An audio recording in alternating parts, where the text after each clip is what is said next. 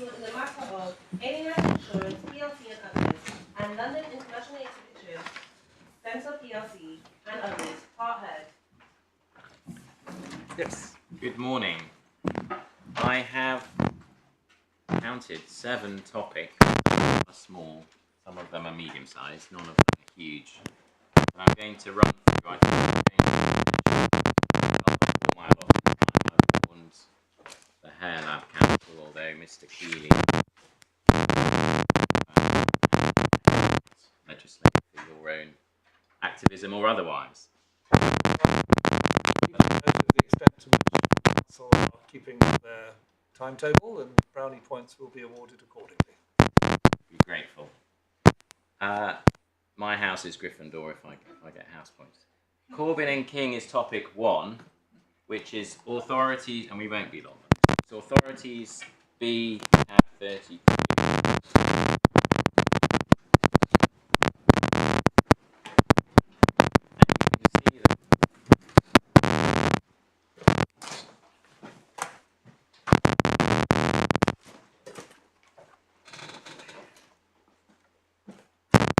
See the clause itself at the bottom of the very first page.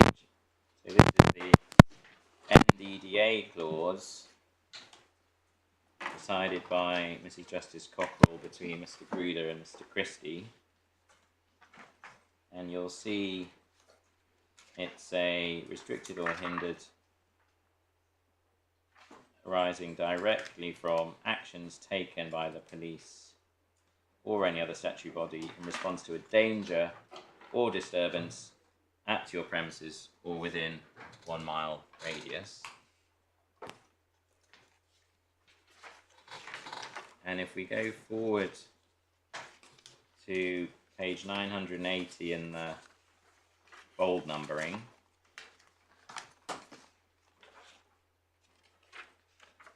we can see it, paragraph 101, this is Justice Cockrell's summary of the Supreme Court reasoning, and all of those reasons will be familiar to you, but if you just note the way she summarises it, I would say accurately, the focus in 101 sub 1 is the nature of the spread of some infectious diseases,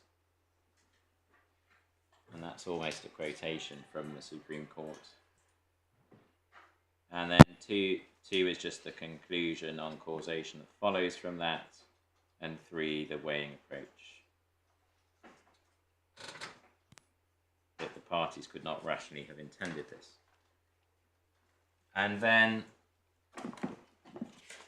just in passing, if you go to 987, page 987, you'll see a table.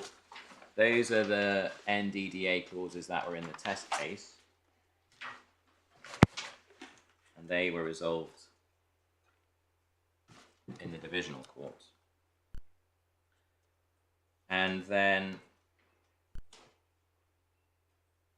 so you see none of them were at the premises, but there's a vicinity and there's radiuses and there's emergencies or incidents as the varied trigger events. And then if we go forward to the reasoning applied to this case, which starts at, sorry, just while we're there, 161 to 2, she explains that in the divisional court, so the issue for her was the divisional courts had found against the policyholders on these clauses and they hadn't been appealed, and the question was what's to happen as to causation in the light of the Supreme Court, which didn't actively live have to consider these clauses, although we saw what it said at paragraph 250. And so that was the issue for her. And at 161 to 2, she says that the argument was about the peril, and the policyholders were arguing a broad peril. And then if we go forward into the reasoning at 17, so it starts at 172, and this is still about, I think, the peril, but she makes some points at 174 to 5 that we commend about how it's not much use asserting paradigms that aren't themselves necessarily imminent in the clause, because both sides can assert a paradigm that helps them.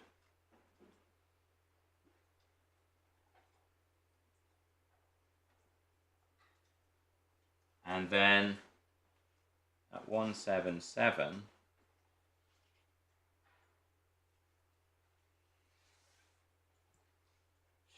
she's accepted that dangers may well be local.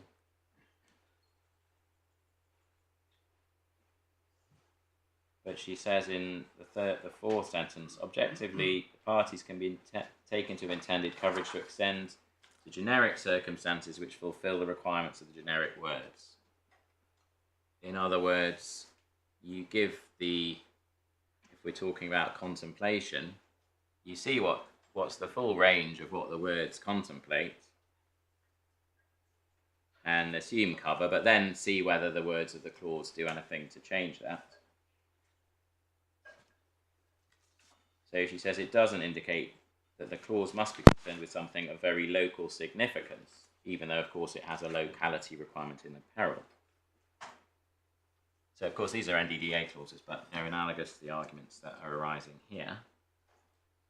And then at 181, and I prefigured this point yesterday, she's dealing with a danger clause, but even then in the second sentence she says, well, it doesn't mention disease, but it's linguistically apt to cover disease as one among the dangers.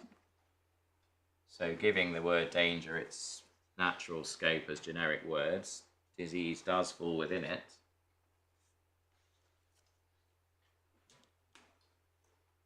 And at 183, she's saying, well, we have to look at the other words to see if they tell us anything that could limit the effect of the natural generic meaning of the words. And she looks at the words there, says, well, the danger isn't itself said to be local. I mean, it's local in the sense that it has to be within 1 mile, but it doesn't say that the danger has to do something in a local way. And they look at the other words. I've talked about the words of our policy. And then 185 to 191 is a specific point on the exclusion clause, but it is of some relevance, and she says at 185 that it's significant. The point is this: the NDDA clause excluded some listed diseases, and that meant that other listed diseases were not excluded, and that Mr. Justice Cockerell took as an indication that the danger clause contemplated that disease did fall within it, as she thought that it would. So that's relevant to how different a danger is to a disease or not. And then at 192, she concludes on the causation approach. And towards the end of that paragraph, which you could just skim for yourselves,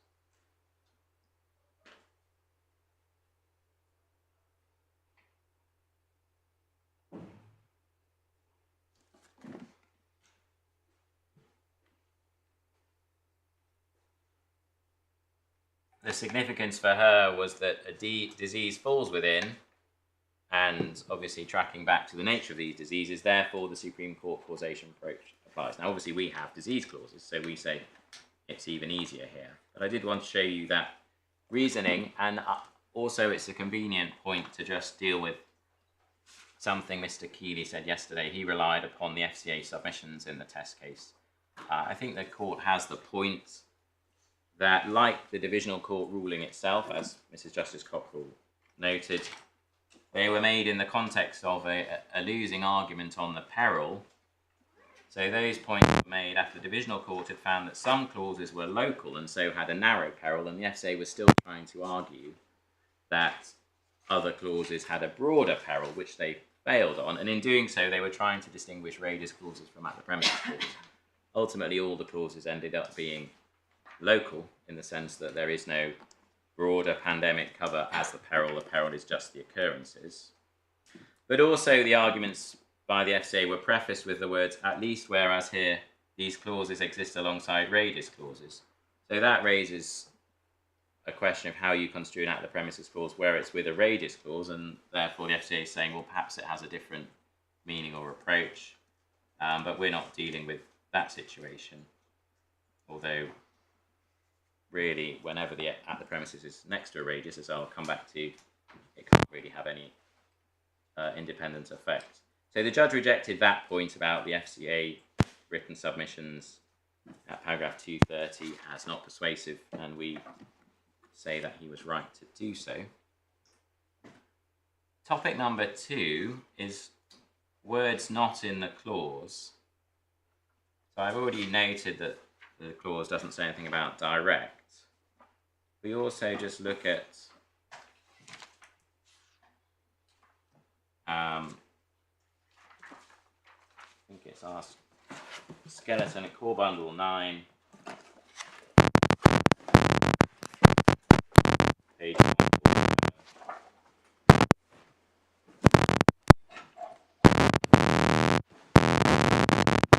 It's our skeleton paragraph 48. This is an important touch on, but I'd just like to explain very slightly.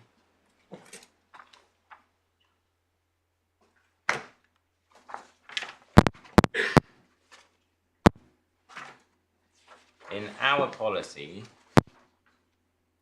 the parties have chosen to use the word occurrence, not to use the word manifested or the word discovered. If you imagine our clause, if it said discovered, then that would actually say some argument up. I'll explain what I mean by that in a minute. But why would the reasonable reader think that the causation test implicitly required that the disease was manifested, which is Mr. Keeley's test, when the clause doesn't limit the peril in that way?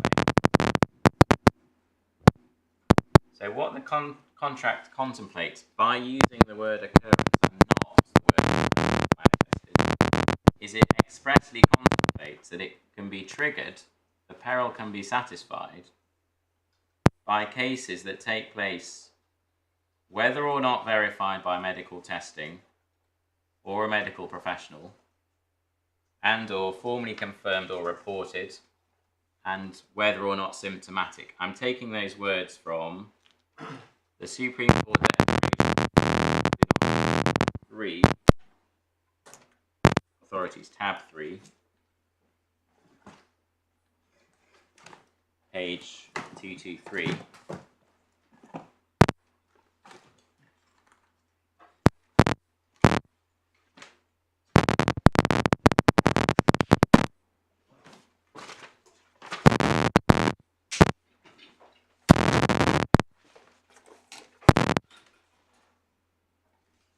So that is a declaration by the Supreme Court, not disputed in this case, as to what the word occurrence means in this context. Those words in the declaration can be read in to the policy wording. That's what the reasonable person would understand the word occurrence to mean.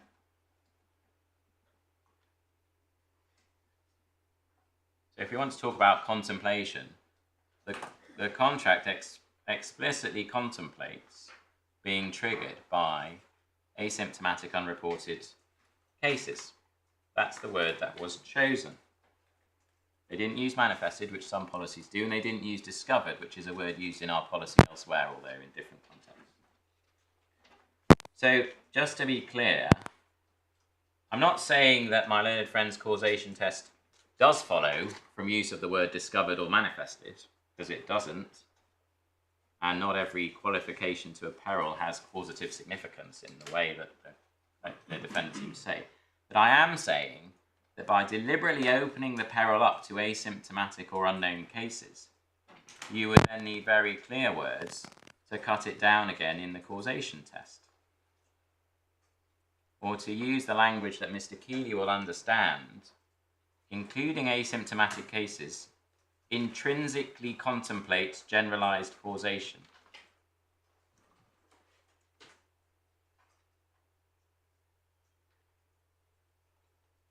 And Mr. Cooley's never answered that point on occurrence, but maybe he'll do so this morning.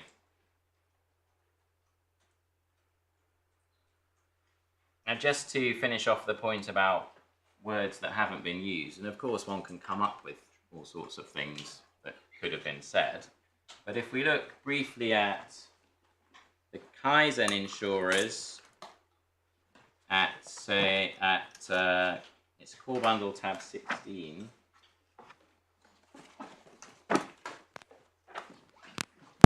page 267.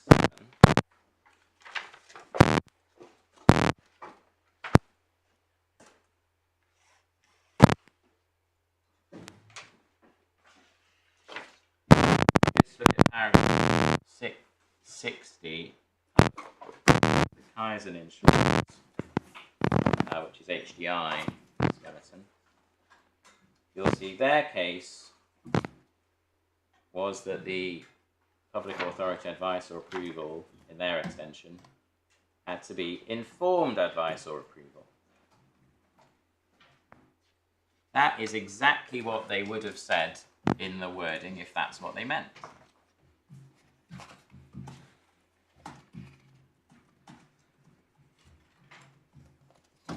My learned friend's skeleton, I think you've seen it already.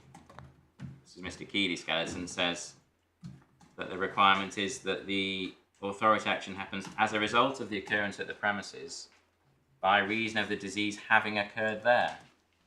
Well, write that in the clause if that's what you want to do. And then you're telling someone, although an occurrence which is asymptomatic can trigger the policy, you're nevertheless not going to have cover unless it's known about or there's some form of currently unclear belief in relation to it. It doesn't say on the order or advice of a local or governmental authority as a result of its knowledge of any outbreak or occurrence. It doesn't mention knowledge. So twice yesterday, Mr. Keeley referred to what he called the established test for knowledge in insurance, and he referred to the ICCI and Royal Hotel case. And that's a case in the context of what knowledge you have to have. It was dishonesty of invoices there, for your unequivocal act to amount to affirmation of the insurance and an arbitration agreement. But it's not any help here because the word knowledge isn't used to be construed. Mr. Keeley's construing his own implied word, but he can't satisfy any contractual test for implying that word knowledge in.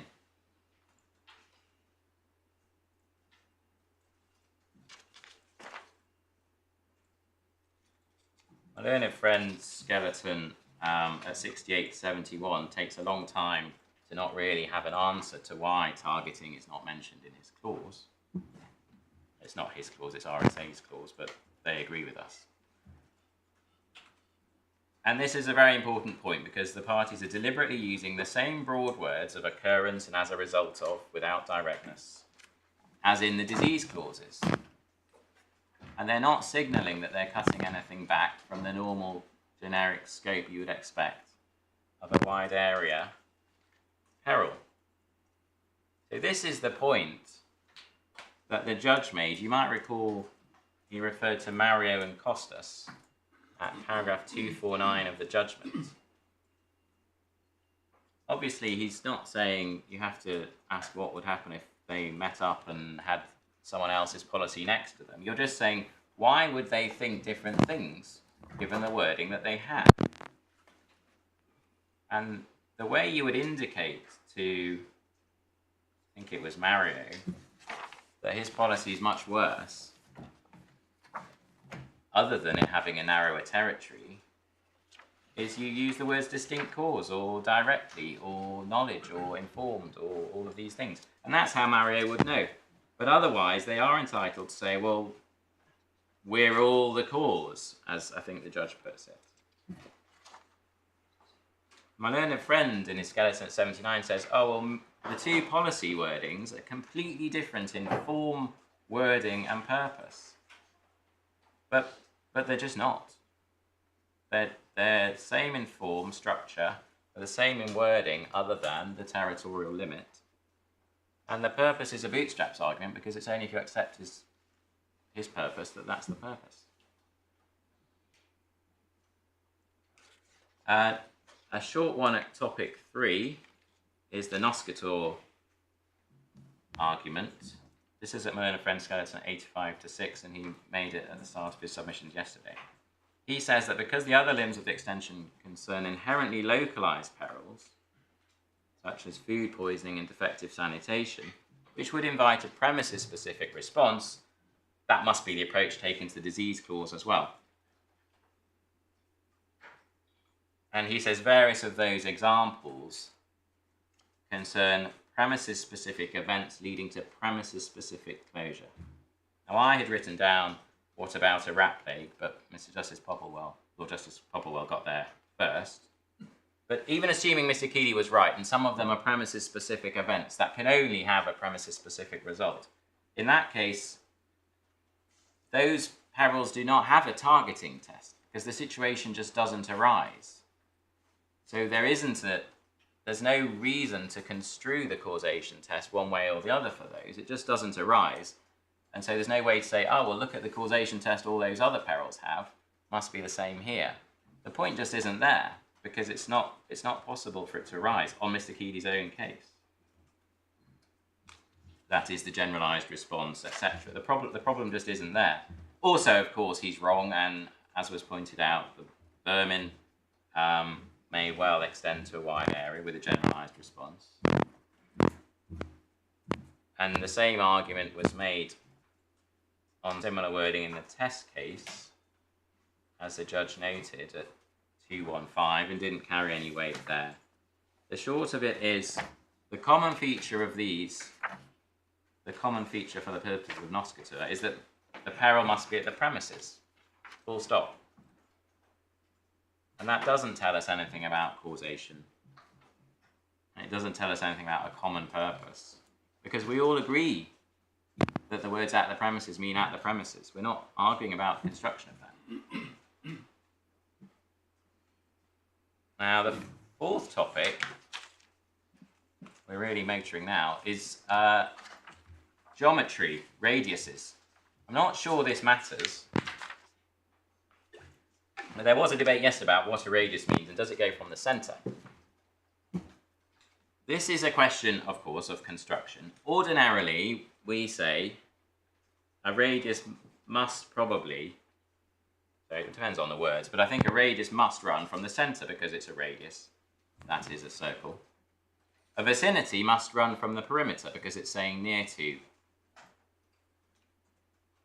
Now, if the size of the radius is smaller than the property, the reasonable reader realises that that's not intended in that case. They effectively switch tracks, thinking, well, it must be something else. Because it would be very odd to only cover part of the premises. And if you were, it would be odd to define it in that way, i.e. we're insuring a circle in the middle of your house or shop. That would be odd. You could do it, but it would be very odd. So you immediately think, well, if you're saying, and this is Mr. Keeley's example yesterday, if you're saying within, he says 1 yard or 0.9144 metres for those who've measured anything since 1965 of Miss Ananda, if you're doing 1 yard, then of course you read that clause and think, well, in that case it must mean a yard outside the premises because it would just be too odd. But if you have 1 mile or 225 miles or whatever, then you will revert to the natural meaning of the words, which is from the centre. Does that matter? I don't think it matters because plainly, and Mr. Keeley wouldn't accept this, but plainly a radius clause on its own must include a case at the premises. Because it would be just too bizarre not to. Why would someone who can claim if there's a case anywhere at their premises? Just, there's no reason. Also because it says within 25 miles, so even if the circle is outside, they are within 25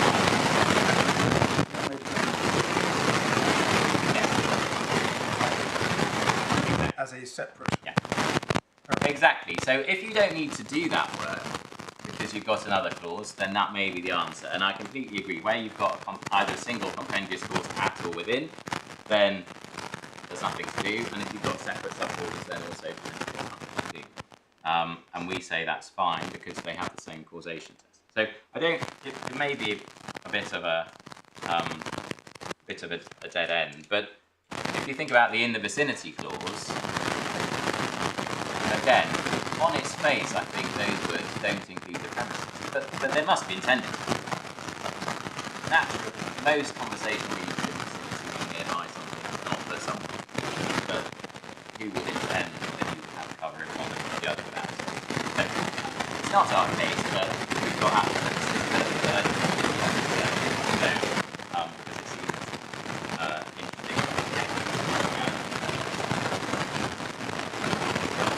and perhaps most interesting, just because Mr. Keeley's so keen that it doesn't include.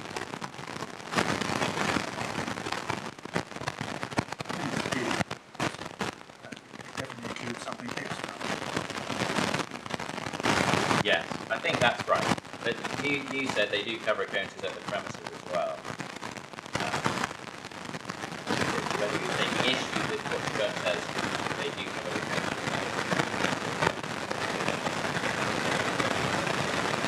Topic 5 is the question of how much peril does or doesn't have to affect causation, which is perhaps a funny way of putting it, but you'll see what I mean.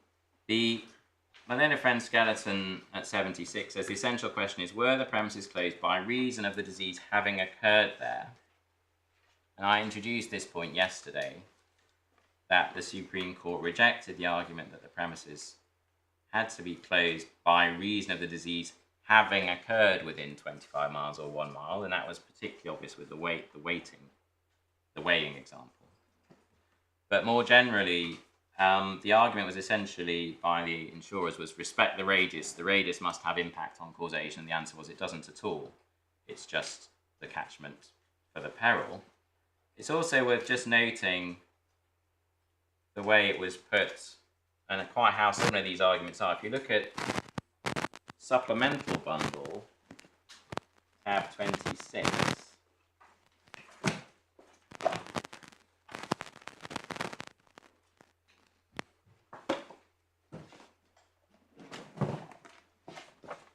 page 120, this is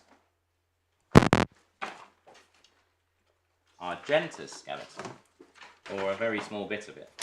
And see there, paragraph 20.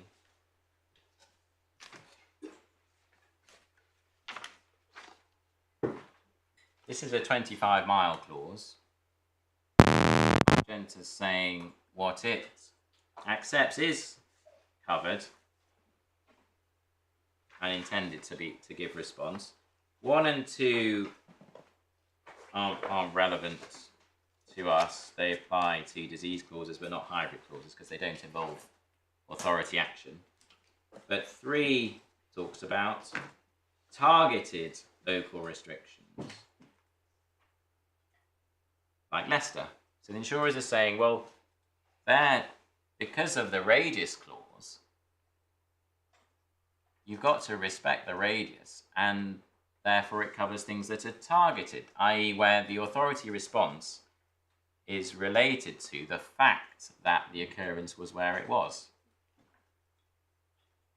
wherever it was within the 25 miles. And that was, of course, rejected. So the point that I made was simply that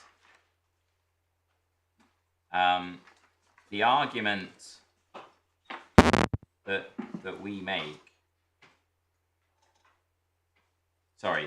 the argument that Mr. Keeley makes is effectively one that was made at the trial, and that the wide area action, which he says is the distinguishing feature because of the radius clause, the externality, doesn't necessarily, and didn't in the test case necessarily, lead to rejection of his argument. It was rejected for other reasons, mainly because of the nature of disease. So you could still have, with a radius clause, was the authority action a knowing response to the cases within the radius by virtue of where they were. And nothing about the external cause aspect cuts against that, which is why the Supreme Court's rejection of the weighing test was largely because it was unworkable. I think Mr. Justice Cockrell called it whimsical.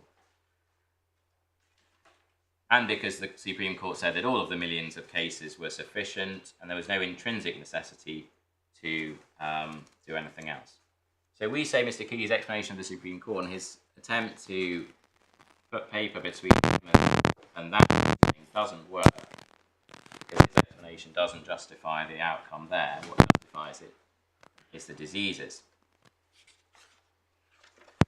My sixth topic, and the more substantive, and then I've got a miscellaneous category, is Upper Street. So at the start of yesterday, there, I think it was from page 14, there was a discussion about Upper Street and restaurants, and my Lord Justice Mayles posited 10 of 20 restaurants having rats and closing the whole street. Mr. Keeley said that the 10 that were known to have rats are being targeted, and the other 10 are only being targeted if the authority deduces or believes that there are rats at the other 10. Now, the first point is one that I mentioned in passing yesterday. Even Mr. Keeley's own example doesn't satisfy his test, because the authority action posited is closure of all 20 restaurants because they're restaurants on Upper Street, even though some are not known to have rats. And therefore, the restaurant in question, the claimant restaurant, would have been closed even if it didn't have rats, and even if it hadn't been known to have rats, because all 20 were. So in what way is it really being targeted? It's providing evidence towards which the decision is being made, but ultimately all restaurants are being targeted. But the second point is that what this really reveals is that all 20 are closed because there are rats at the restaurants for those that in fact had rats. That is a perfectly sensible conclusion, just as the country was closed, not because of the 8,000 in the hospitals, but because of the 1 to 3 million cases that were modelled as being all over the country. Generalised response, and it turns out that some of the modelled cases which were believed to exist and did exist were at these premises. So that is a perfectly normal case of a disease occurrence causing authority action. Especially in the context of a fast-moving early stages of a contagious disease. It's what's going to happen.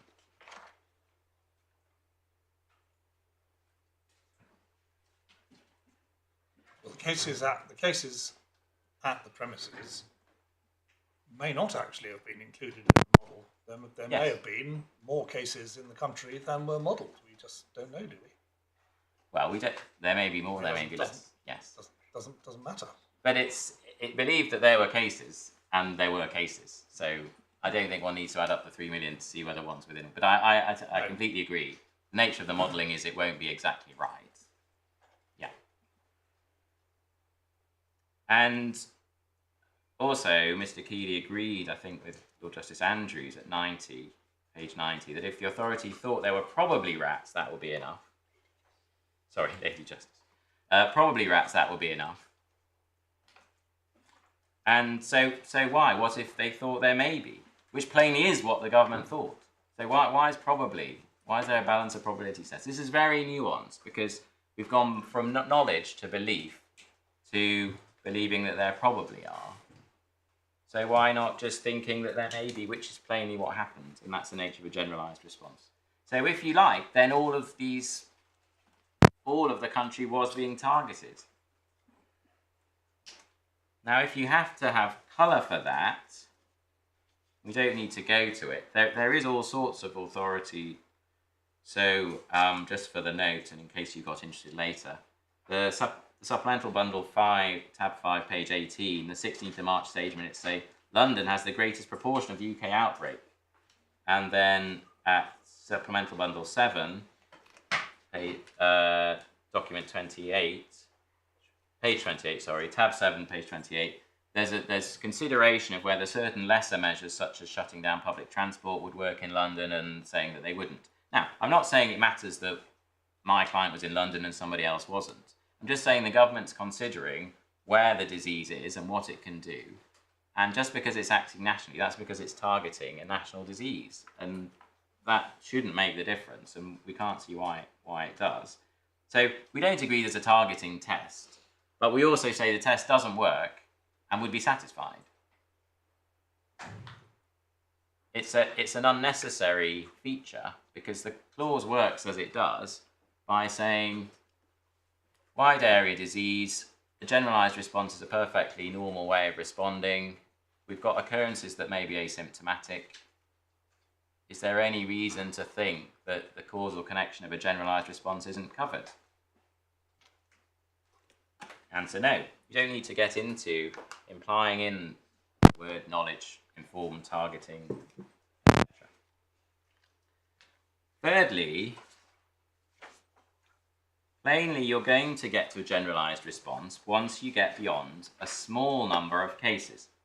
So we got there even with 20 restaurants on Upper Street.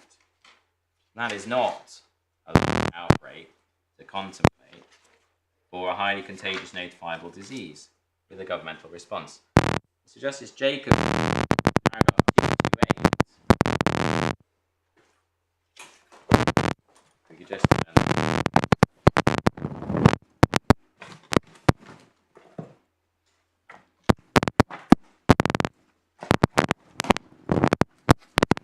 sorry, it's at page 49 of the book. 429 of the book.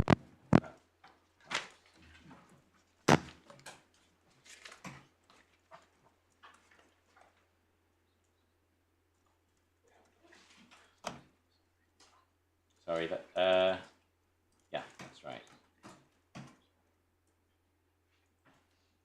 He explains that essentially the larger the outbreak,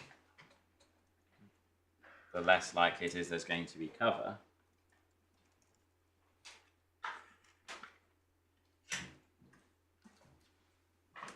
Which is, of course, the point of the test designed by Mr. Keeley, but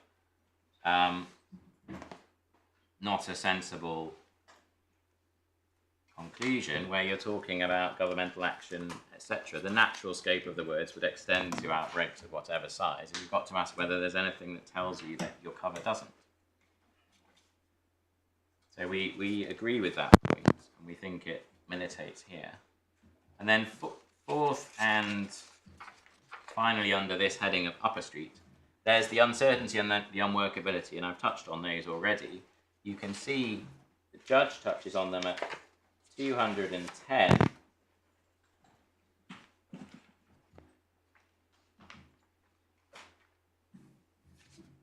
In the last two sentences.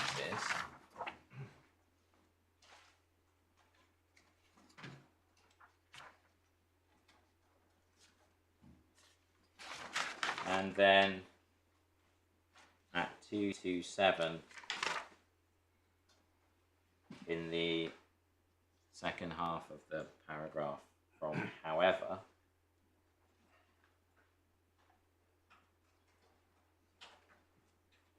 And Mr. Keeley says, well, sometimes clauses are complicated to apply. Of course, that's right. But the Supreme Court was saying, particularly for an SME, where you're effectively implying in some causation test, it's going to have to be clear and simple, and I would say obvious. And this one really is not. We've talked about belief. Does it require, and this applies, I think, to the AXA test and possibly the but-for test, does it require that the decision maker themselves is aware of the identity of the premises? What if a junior employee has the list, but that's passed up through statisticians and it doesn't actually make it to the decision maker?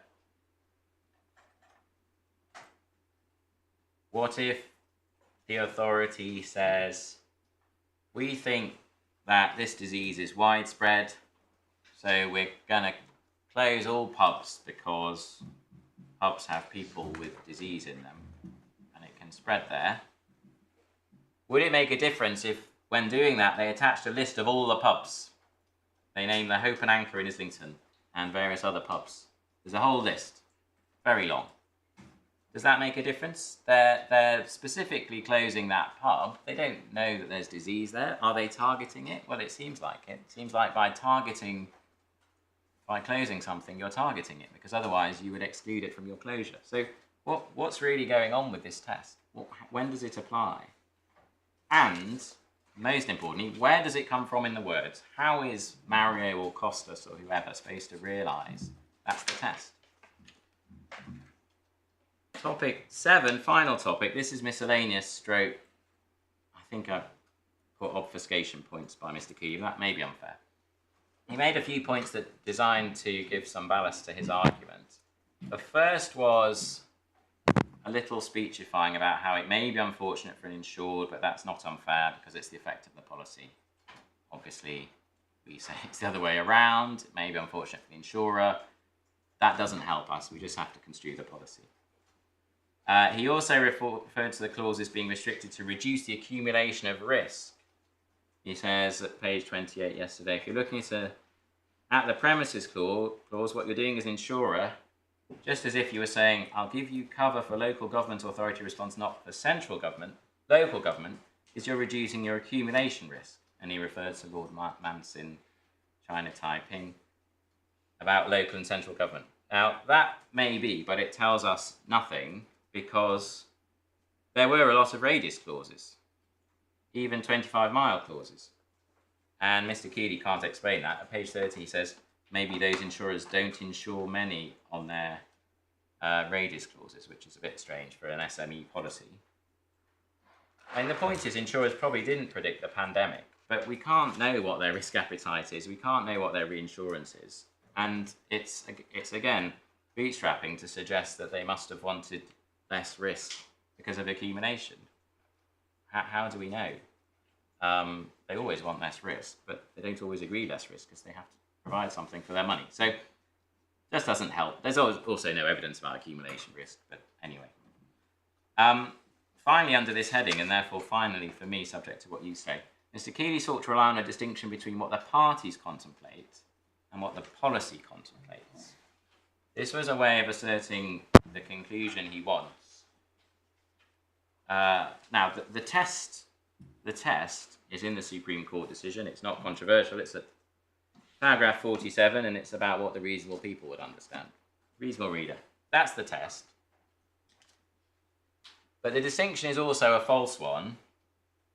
I did a word search in the Supreme Court decision, and sometimes it talks about the policy contemplating something, and sometimes about the parties contemplating. So if you look at, perhaps not now, but 57 and 316, and then in 194-6, which we looked at, it talks about what the parties are presumed to know and intend, etc. Of course, these are all normal linguistic ways of explaining what the reasonable meaning of a contract is. The point is, what do the words used in the contract contemplate? Contagious disease, especially with governmental authority, is like a hurricane and it's like vermin. It's a wide area peril. It could possibly impact premises only, but normally not. Now, the wide area it's not a matter of it being intrinsically necessary, it's just normal, it's the natural scope of the cover. It's contemplated by the peril, by the contract, if you need to use the word contemplated. So then you have to get to seeing whether the contract provides for a narrower causation test than the natural one that covers the peril. So, for example, in the Supreme Court, paragraph 228,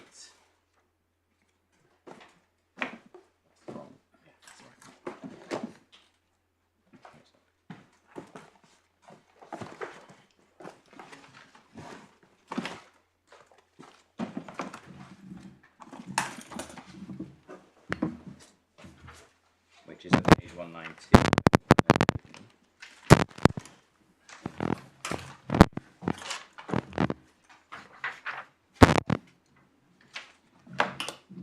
Just as an example, you see the last sentence.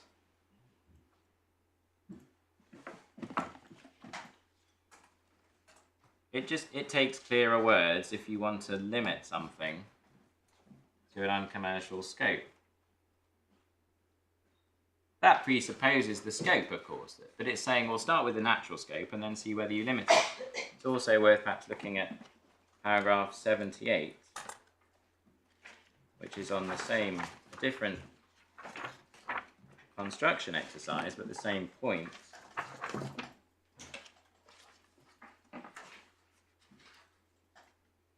Paragraph 78 is about an exclusion clause in RSA.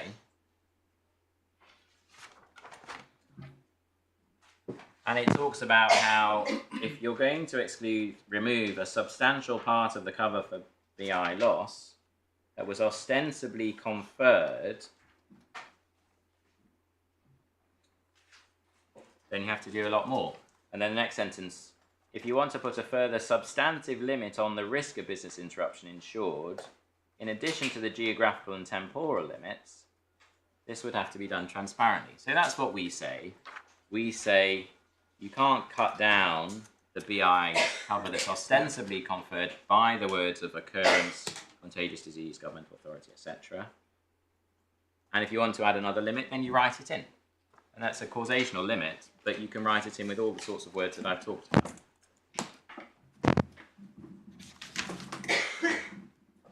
Now, unless you want to ask me anything, those were my submissions for AXA.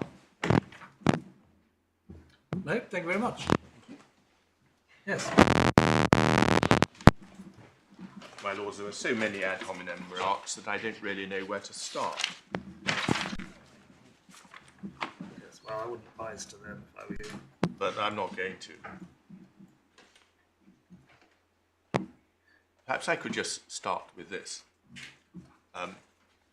It's been said very recently, in the last few minutes, that what you have to look at, because of how the FCA Supreme Court looked at it, was what was contemplated by the peril.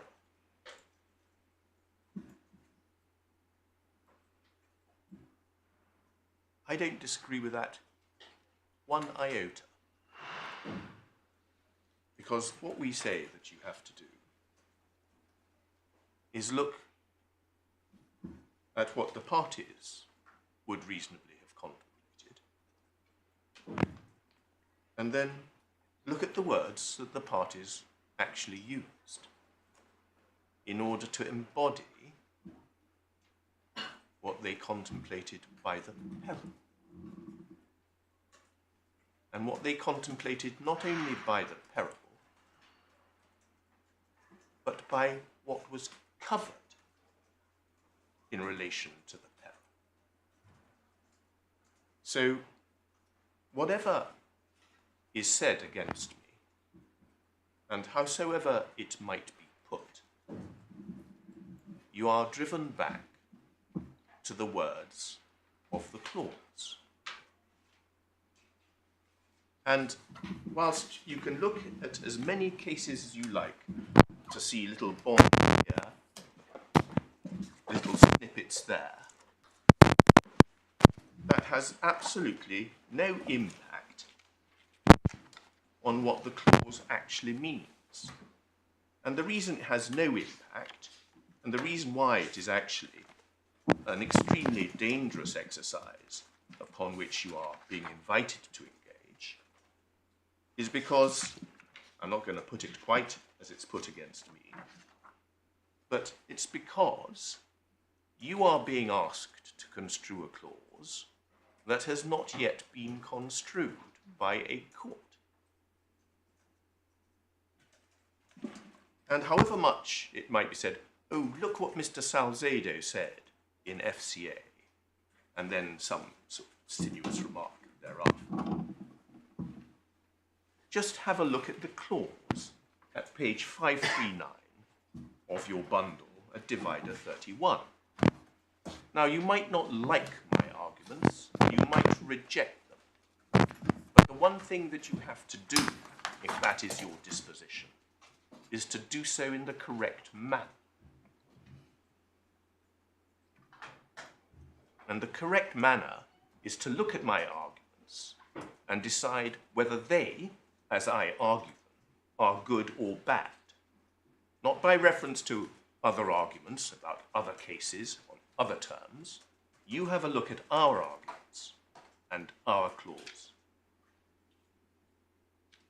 And what you do as counsel, acting properly and appropriately, and you as judges, is you look at those words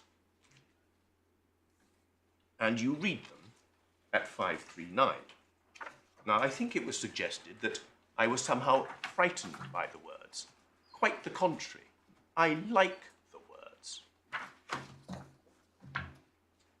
What it says is that the word damage is extended to include closure of the premises or part thereof on the order or advice of any local or governmental authority as a result of an outbreak or occurrence at the premises of, and then it has a list of things. As a result of means proximate cause. There is no dispute between the parties on that. I don't have to have the word direct there, or effective, or indirect, or any adjective that might be conjured up. Because proximate cause means direct.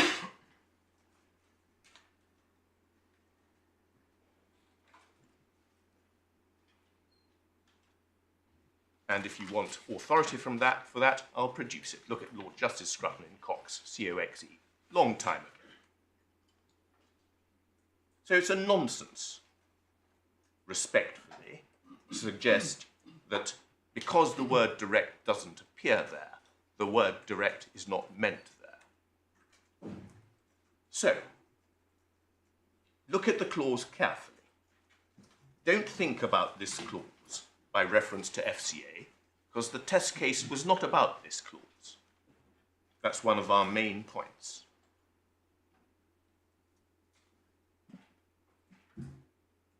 There has to be closure, and of course I'm familiar with the attack, which is however much you talk about at the premises, how many times you say it doesn't actually improve the argument. I appreciate that. But have a look at the clause. It talks about the closure of the premises on the order of advice of an authority as a result of an outbreak or occurrence at the premises. Now, if you just pause there, and I know you shouldn't because it goes on, but if you do pause there, any normal, reasonable person in 2019 would have understood that there was a link between that which occurred at the premises and the closure of those premises. Now, it may be that you will say, oh, well, there was, as a matter of fact, and you can go into what the government did or didn't do, but that's another matter.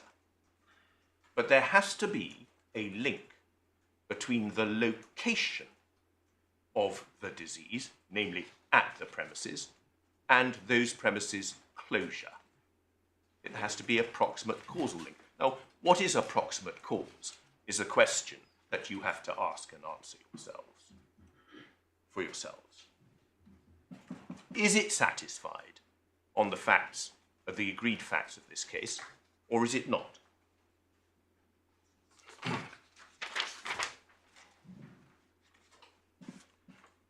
Now, Mr. Kramer, this is the last time I will mention him, makes the point that where the government was responding to thousands or millions of cases nationwide, it did not and would not make a list of all the premises to which it was responding. That's a perfectly reasonable observation. But of course the government didn't make a list of premises and wouldn't do so in the case of any pandemic. It wouldn't do so, and this is the point, because it wouldn't be responding to diseases that had occurred at premises at all. The location of the cases within premises, outside premises, would have been irrelevant to the government. So the fact that the government doesn't act on a postcode basis or by reference to particular houses or flats or businesses doesn't tell you anything about the scope and ambit of the causal requirements of this clause. And the whole question that we are seeking to address is whether the causal requirements of the clause do or do not respond to indiscriminate, non-premises specific, wide area authority action.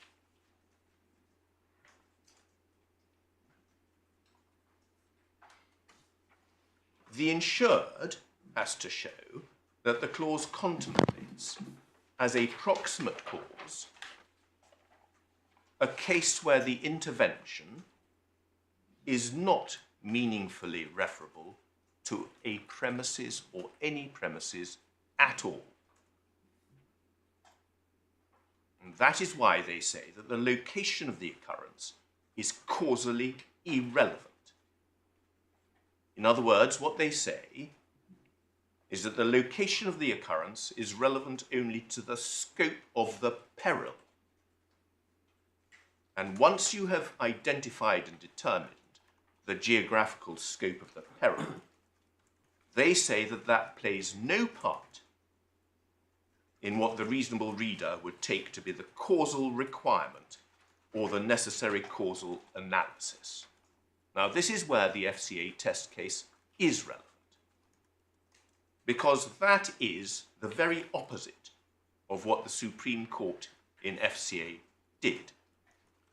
It asked itself, what would an occurrence of the covered peril look like? And then it used that information to inform its interpretation of the causal requirements of the clause. The scope of the peril and the nature of the peril were intrinsic to the analysis and conclusion of proximate causation and as to what the parties intended in that case. In FCA, the Supreme Court was confronted with a clause that contemplated that business interruption losses suffered by a business might be proximately caused by closure on the order of advice of a central or local authority following an occurrence 25 miles away. And the question that the Supreme Court had to determine was what exactly that proximate cause required to be proved. What was the intended causal connection that had to be established in order for the cover to provide an indemnity? And the two competitive arguments were, firstly, was it necessary for the insurer to prove that but for any case of disease within 25 miles of the premises, those premises would not have been ordered to close and so would not have closed? Or was it sufficient for the insured to prove that any case of disease within 25 miles of the premises combined with a multitude of other cases of disease outside the 25-mile radius to cause the authorities to close down the premises? Now, the Supreme Court rejected the former, that's to say the but-for test, and accepted the latter, the FCA's concurrent combination test of causation. Why? And this is the key. Because the radius clause itself demanded that a disease up to 25 miles from a business premises had operated to cause the authorities to close down those premises. How could that be? That could only be the case if that occurrence of disease up to 25 miles away was of a widespread disease, the nature and characteristic of which were so serious as to have caused the authorities to take drastic action extending to the closure of business premises 25 miles away or up to 25 miles away from the occurrence of the disease. If that was the case, it was inevitable or almost inevitable that the case of disease within the radius would have been accompanied by cases of disease outside the radius as well. That is because the case of disease within the radius must have been an occurrence of a type of widespread disease that was widespreading and unpredictable in where it had spread to, where it might spread to, and at what rate and how far. It had to be that.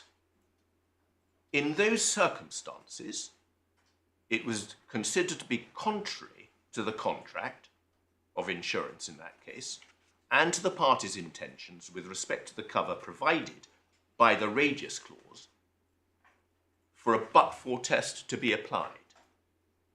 That's because it would almost certainly never be the case that but for the case of disease within the radius, the premises would not have been closed. It would always have been closed, even if the case of disease within the radius had not occurred, and that's why the but-for test could not be applied. Also, the but-for test would set up the cases outside the radius as competitive cases with those within the radius and act as an exclusionary clause. So in the FCA case, the but-for test of causation would have made the cover under a radius clause totally illusory. It would never have been available. Now that analysis, upon which so much weight is placed, simply does not read across to an at the premises clause, which is a significantly different animal from a radius clause. The at the premises clause requires there to be a proximate cause between the occurrence of the disease at the premises and the closure by the authorities of those premises. The question that you have to determine is what that proximate cause requires to be proved. Assuming an occurrence of disease at the premises, did that occurrence proximately cause the closure? What is the intended causal connection that has to be established for proximate causation in order for cover to provide the indemnity? And if you apply the same mode of analysis as did the Supreme Court, you ask, what would an occurrence of a covered peril look like? And you use that to inform your interpretation of the causal requirements of the clause, just as they did in relation to a radius clause. What does an occurrence of a covered peril under a radius clause look like? Then you look at it all and you say, well, that demands coverage for widespread area disease attracting widespread area reaction by the government, including cases within and out with the radius. Our clause does not demand anything of the sort. It demands that a disease at the premises has operated to cause the authorities to close down those premises. How can that be? That can only be if and closure of premises is quite a drastic, serious action. You don't find many premises being closed. That can only be if the case of disease at premises was of such a character as to have caused the authorities to take that drastic action to close down those premises. Now, the fact that notifiable disease or diseases are encompassed within the clause means that the clause does recognise the possibility that some diseases might be or will be widespreading. And the disease might not only be at the premises.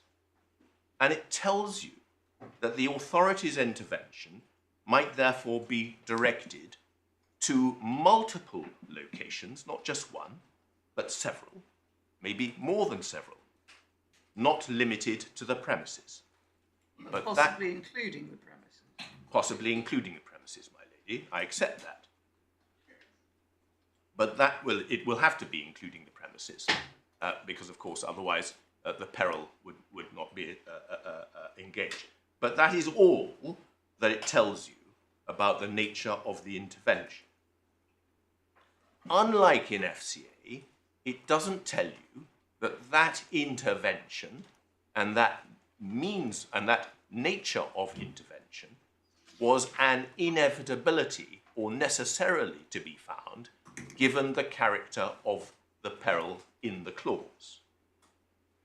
Now, indiscriminate, non-specific, non-premises specific action is a conceivable accompaniment of an occurrence of the insured peril. In our case, it is entirely possible.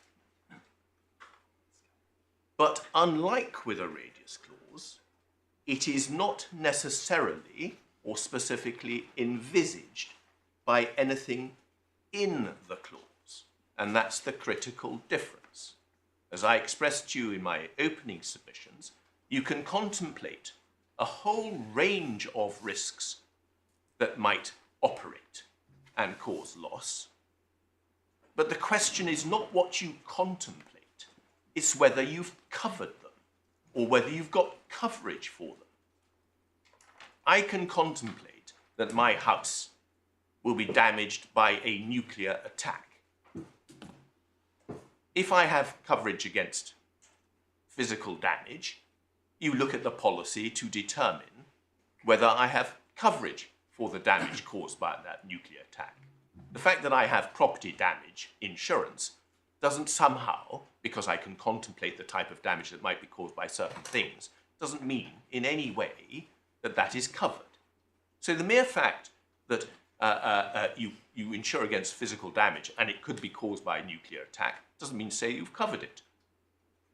That may be a little trite, but just because you know that certain diseases are wide-ranging actually doesn't mean to say that you're going to cover them. Also, the risk of disease spreading to premises is insufficient. What the ATP clause does not contemplate is blanket authority action in response to a disease that has already spread far and wide and is threatening to spread even more widely, and that the government is going to close down areas, for example, the size of Buckinghamshire or areas the size of England.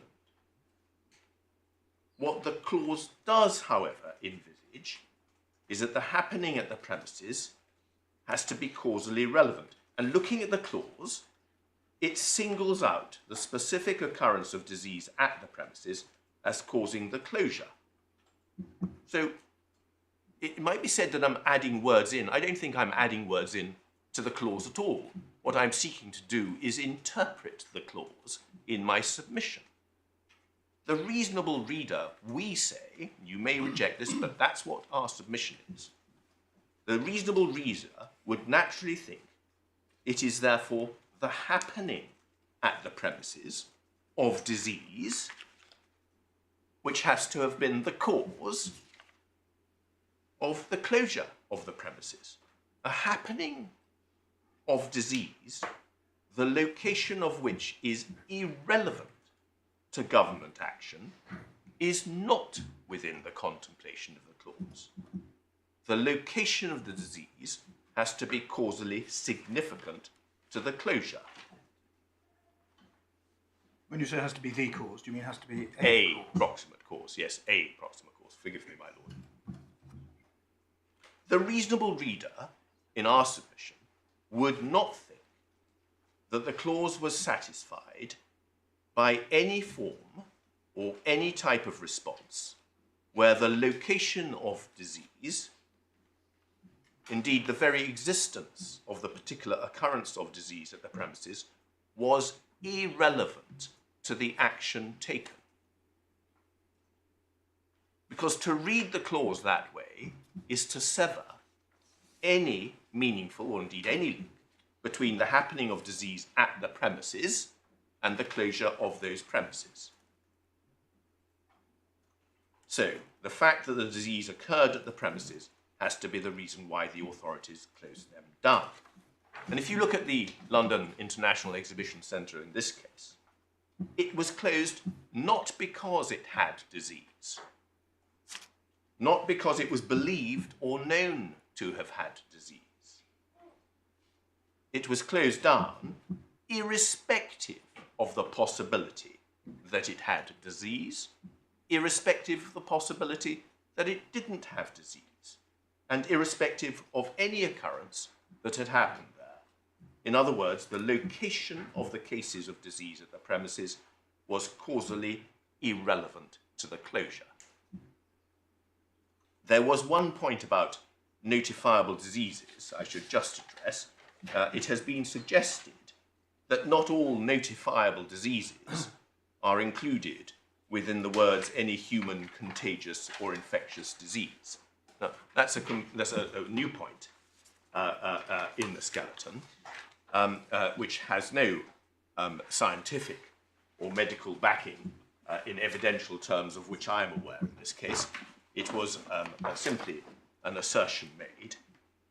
And what it disregards is that if you look up any medical dictionary or receptacle of or repository of information, it will tell you what an infectious disease is. An infectious disease is a disorder caused by organisms such as bacteria, viruses, fungi, or parasites. Some infectious diseases can be passed from person to person. Some are transmitted by insects or other animals, and you may get others by consuming contaminated food or water or being exposed to organisms in the environment.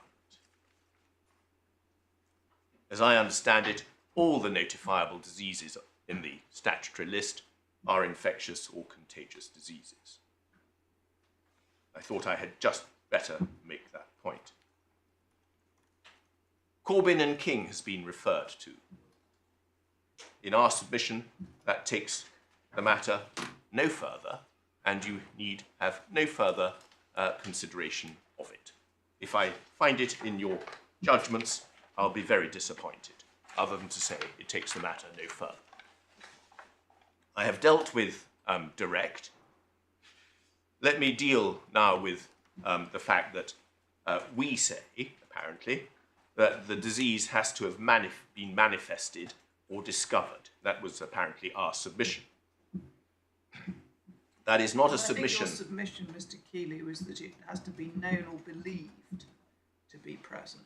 That's what I recall. If it's believed, then that necessarily means you wouldn't necessarily have discovered it. It doesn't necessarily mean that you would necessarily have discovered it. Sorry, Exactly. yes. Yes, absolutely. I think we all got that point yes, this time round. and so I don't think I've ever said that the disease must have been manifested or discovered.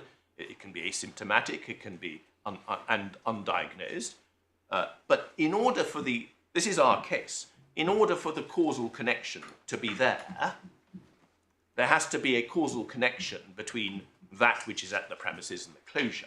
If you believe that, if an authority believes that there is disease there and causes the premises to be closed for that reason, and there is disease there, then fine. Well, how about the point that's been made then about how does the insured go about proving that state of mind? Because whose state of mind? Is it the decision maker? Is it some minion in the ministry who passes the information up to the medical officer? Who is it that you've got to prove had the requisite belief or knowledge in order to cause it? Well, the difficulty with answering that is this. If you have a closure of a premises, for example, the examples I gave you about vermin, etc., then it's quite clear that the reason for the closure will be given in the statutory or whatever it is determination. Closures, by the way, I think others are going to address this much better than I will. Closures are extremely rare. We're talking about a pandemic, which is extremely rare, of course. But closures of premises do happen. Of course you do. You can read, for example, I was going to call it the Hannah Blumenthal, but that's not his name. Heston's Limited. That's the one.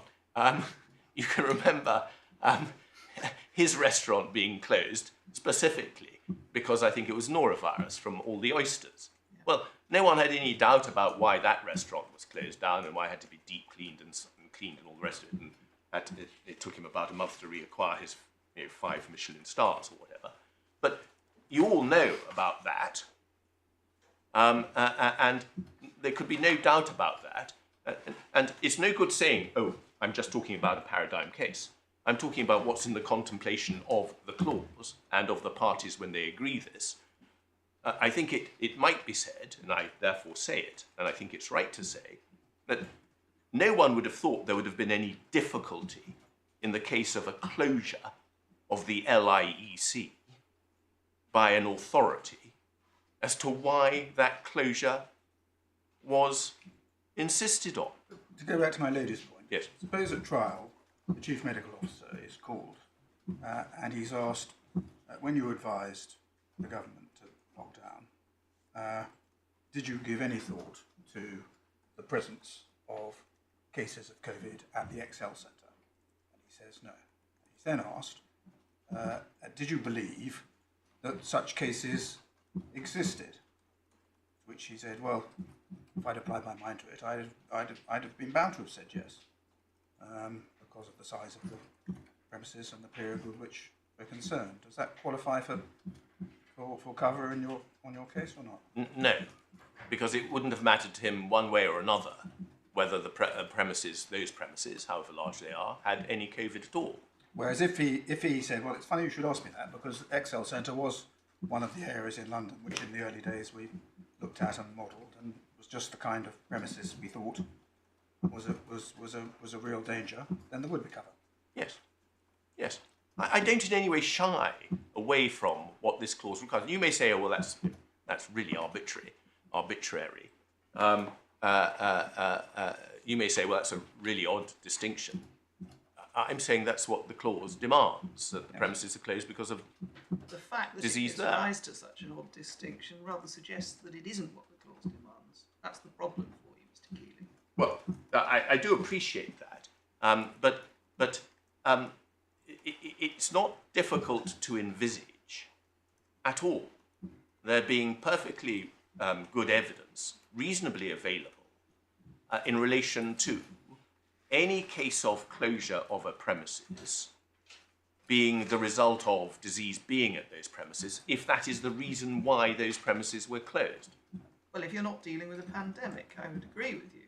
If it's closed because of an outbreak of E. coli or a plague of rats, it might be much more evidentially easy to provide the causal link.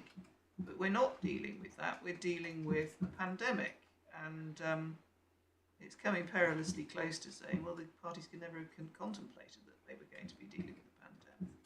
That may actually be right. The parties probably never did contemplate that they would be dealing with a pandemic. And that's probably why the clause isn't designed to deal with the pandemic, if I can be so impertinent as to put it that way. You may say wrongly. But what we say is the clause was not intended or designed to deal with indiscriminate government action, closing down premises, irrespective of whether there was any disease at those premises. And that's the point.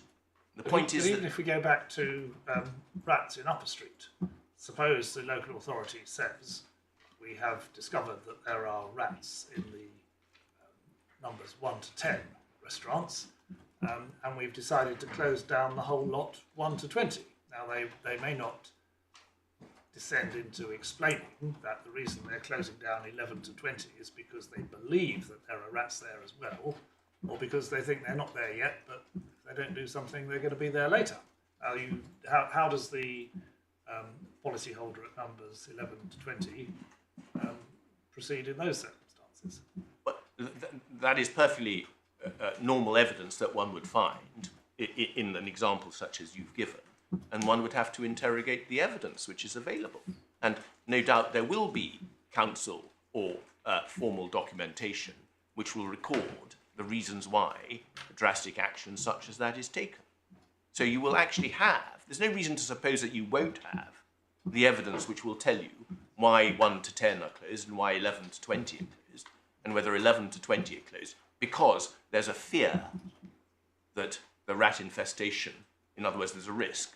Well, suppose some people within the decision-making function at the council think that it's a good idea to close down numbers 11 to 20 because they believe that there are rats there. But other decision-makers think, well, actually, I don't think they're there now, but I think they're going to be there yet. And they have a meeting and they decide, well, we need to decide that question. One way or another, we've got to close it down. What then?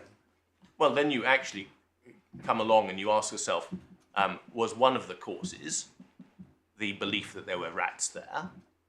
And the answer is yes. In other words, you simply apply, if you must know, the FCA Supreme Court concurrent cause analysis, and you find that one concurrent cause of the closure was the belief by a number of persons that there were rats there, and that was causative concurrently. Well, that's one way of looking at it, Mr. Keeley. Another way of looking at it is a clever barrister such as yourself might get up and argue that the decision was taken irrespective of whether, in fact, there were rats on the premises, and therefore the causal connection is severed. I would never dream of arguing that, my lady. That's why I said some other clever barrister. Oh, well, you. well some other cleverer barrister might argue that, and they would fail. But if you find that it is exactly almost the same as, no, it's not almost the same as, but it is not vastly different from Lord Legate's example of a board of directors, of whom there are 10, and this is dealing with the but-for test, so it's not entirely opposite. But as Lord Legate said, if there are 10 directors and a decision is made, you can never say as to any one of those directors that, if you're applying the but-for test, that any one of those directors actually had a causative impact of approximate cause nature, because but for that director, the decision would still have been made. So none of those directors' decisions was a factual cause, even though it was a legal cause. But just looking at that, if 10 directors come to a view, 10 county officials come to a view, of whom 5 say it's because of rats, we think, other 5 say we don't really care, it's because there's a risk of rats in the future, then you've got 10 concurrent causes, and those 5 are sufficient because they are concurrent causes. And that's the whole idea of concurrent proximate causation. So I would actually say that that's the better argument from a legal perspective. And a normal person would say, I would invite you to conclude, that one of the real causes why that is closed down is because 5 people thought it should be closed down. 5 people thought it should be closed down for a different reason, but they're all in combination. So I don't have a problem with that.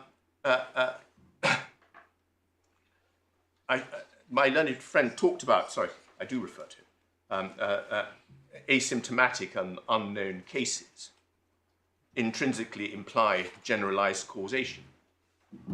You've heard my submission just a moment ago. That's actually just not right, but I can only say that no more times than I've said it.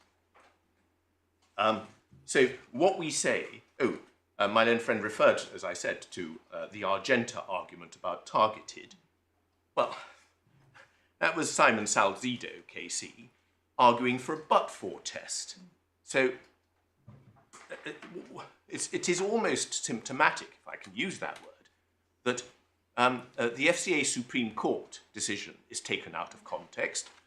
Simon Salzido's arguments are taken out of context. Mrs. Justice Cockrell's judgment is taken out of context. I'm dealing with non-contextual submissions. And of course, that becomes quite difficult because you have to, as it were, pin it down because it's sliding all over the place. You've got to pin it down and murder it. And in terms of my learned friend's attack on me that I had moved from belief to probably, well, I may be pretty loose with my language at times, but I think that the court knows what I've been saying, hopefully consistently, and I don't think I need to do that anymore. So I've dealt with that, and I've dealt with the last point, contemplated by the peril. Well, I think I'd bore you if I carried on, so I'm going to stop. All right, well, thank you very much. It's a pleasure. We will take the 5-minute break now. All rise, if able.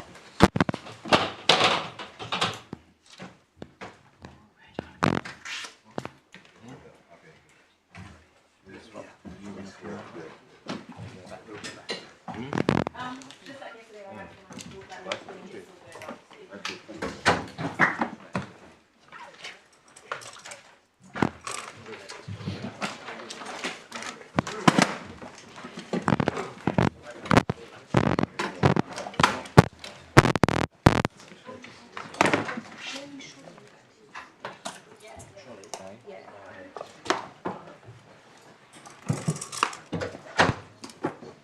Yeah, yeah, but it's defendants.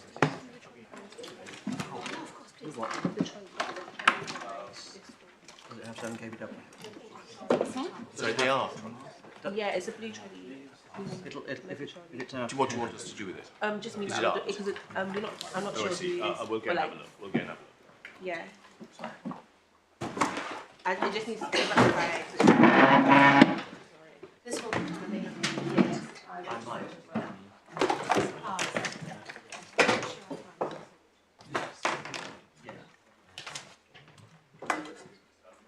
Okay.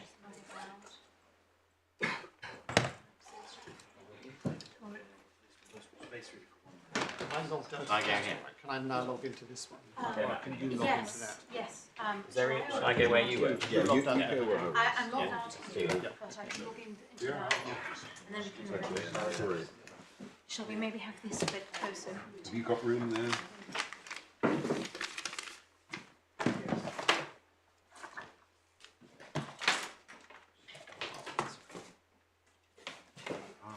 And then maybe we can do it as well.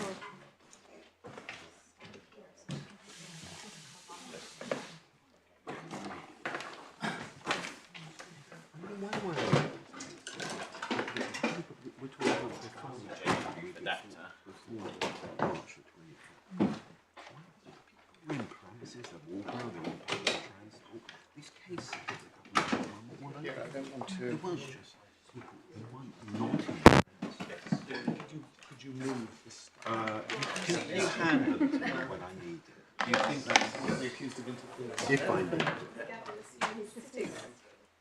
This is on.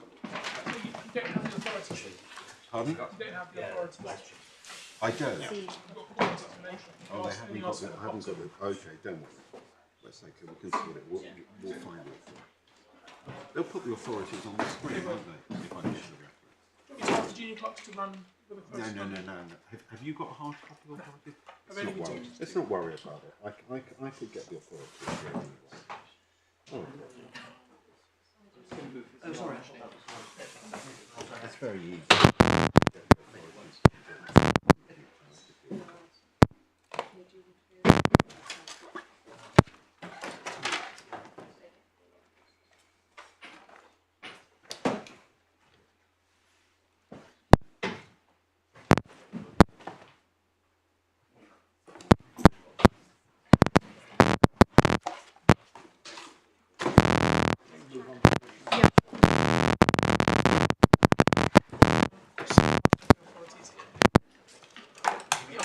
Some FCA and Confident King.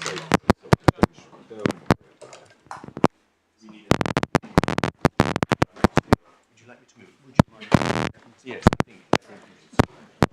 Let me move everything. Sorry.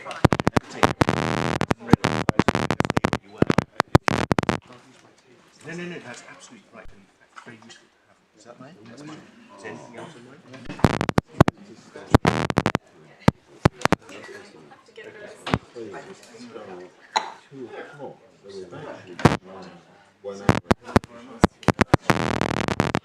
Yeah.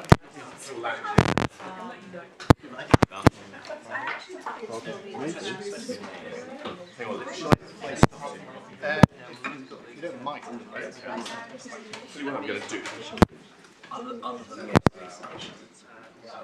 Yeah. What I'll do is I'll move.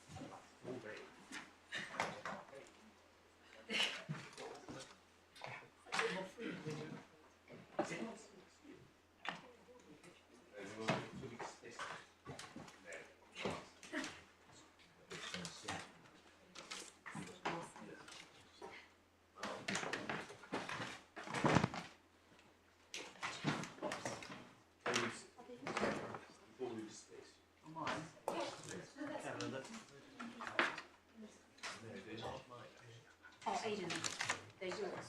Yep, thanks very much.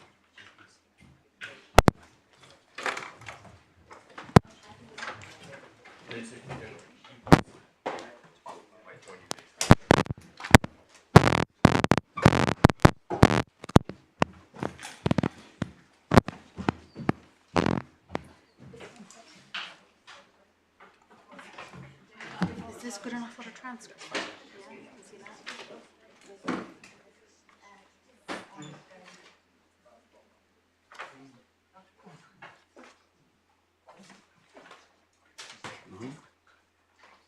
No, no, it won't be.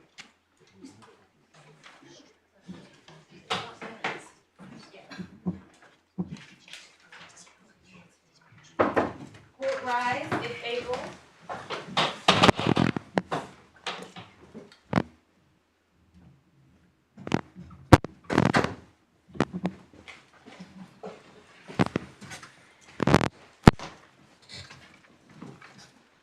My lady and my lords, in this appeal I appear on behalf of the appellant insurer Ageas, along with Miss Anna Hoffman, and the respondents are represented by Mr. Geoffrey Gruder, KC, and Mr. Mubarak Wasim. There were 3 separate claims brought in these proceedings, and each of the claimants was a small business. Taking them in turn, HairLab was, as its name might suggest, a hairdressing business, which operated from premises in Basingstoke. Muscle Works Limited and Bodylines Fitness Limited, as their names might also suggest, were gymnasiums and fitness studios which operated in the East End of London. The policy schedule for HairLab is at Core Bundle tab 39, page 745.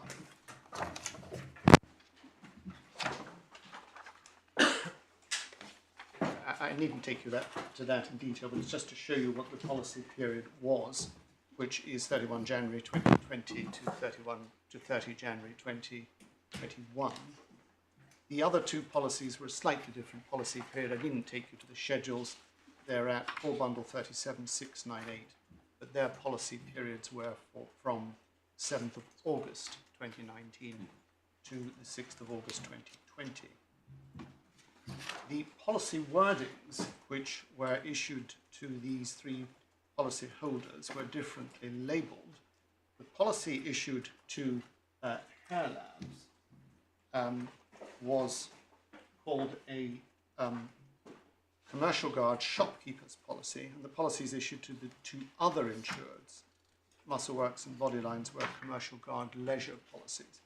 Now there are some differences in the wordings between them, but none is material for present purposes. So I'm going to work off the shopkeepers policy, and if we can have that up, it's tab 36, page 668, which is the relevant provision which we are dealing with in this case, extension 8.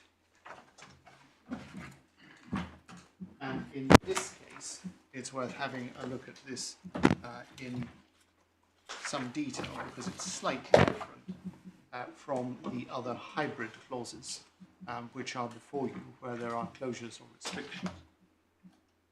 And you will see there that the cover is in respect of loss resulting from the interruption or interference with the business in consequence of, and then there are 4 sub-paragraphs, the first of which is any occurrence of a notifiable disease as defined below at the premises attributable to food or drink supplied from the premises.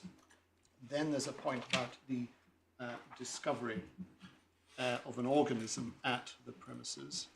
Clause B is the discovery of vermin or pests at the premises which causes restrictions on the use of the premises on the order or advice of the local authority. C is any accident causing defects in the drains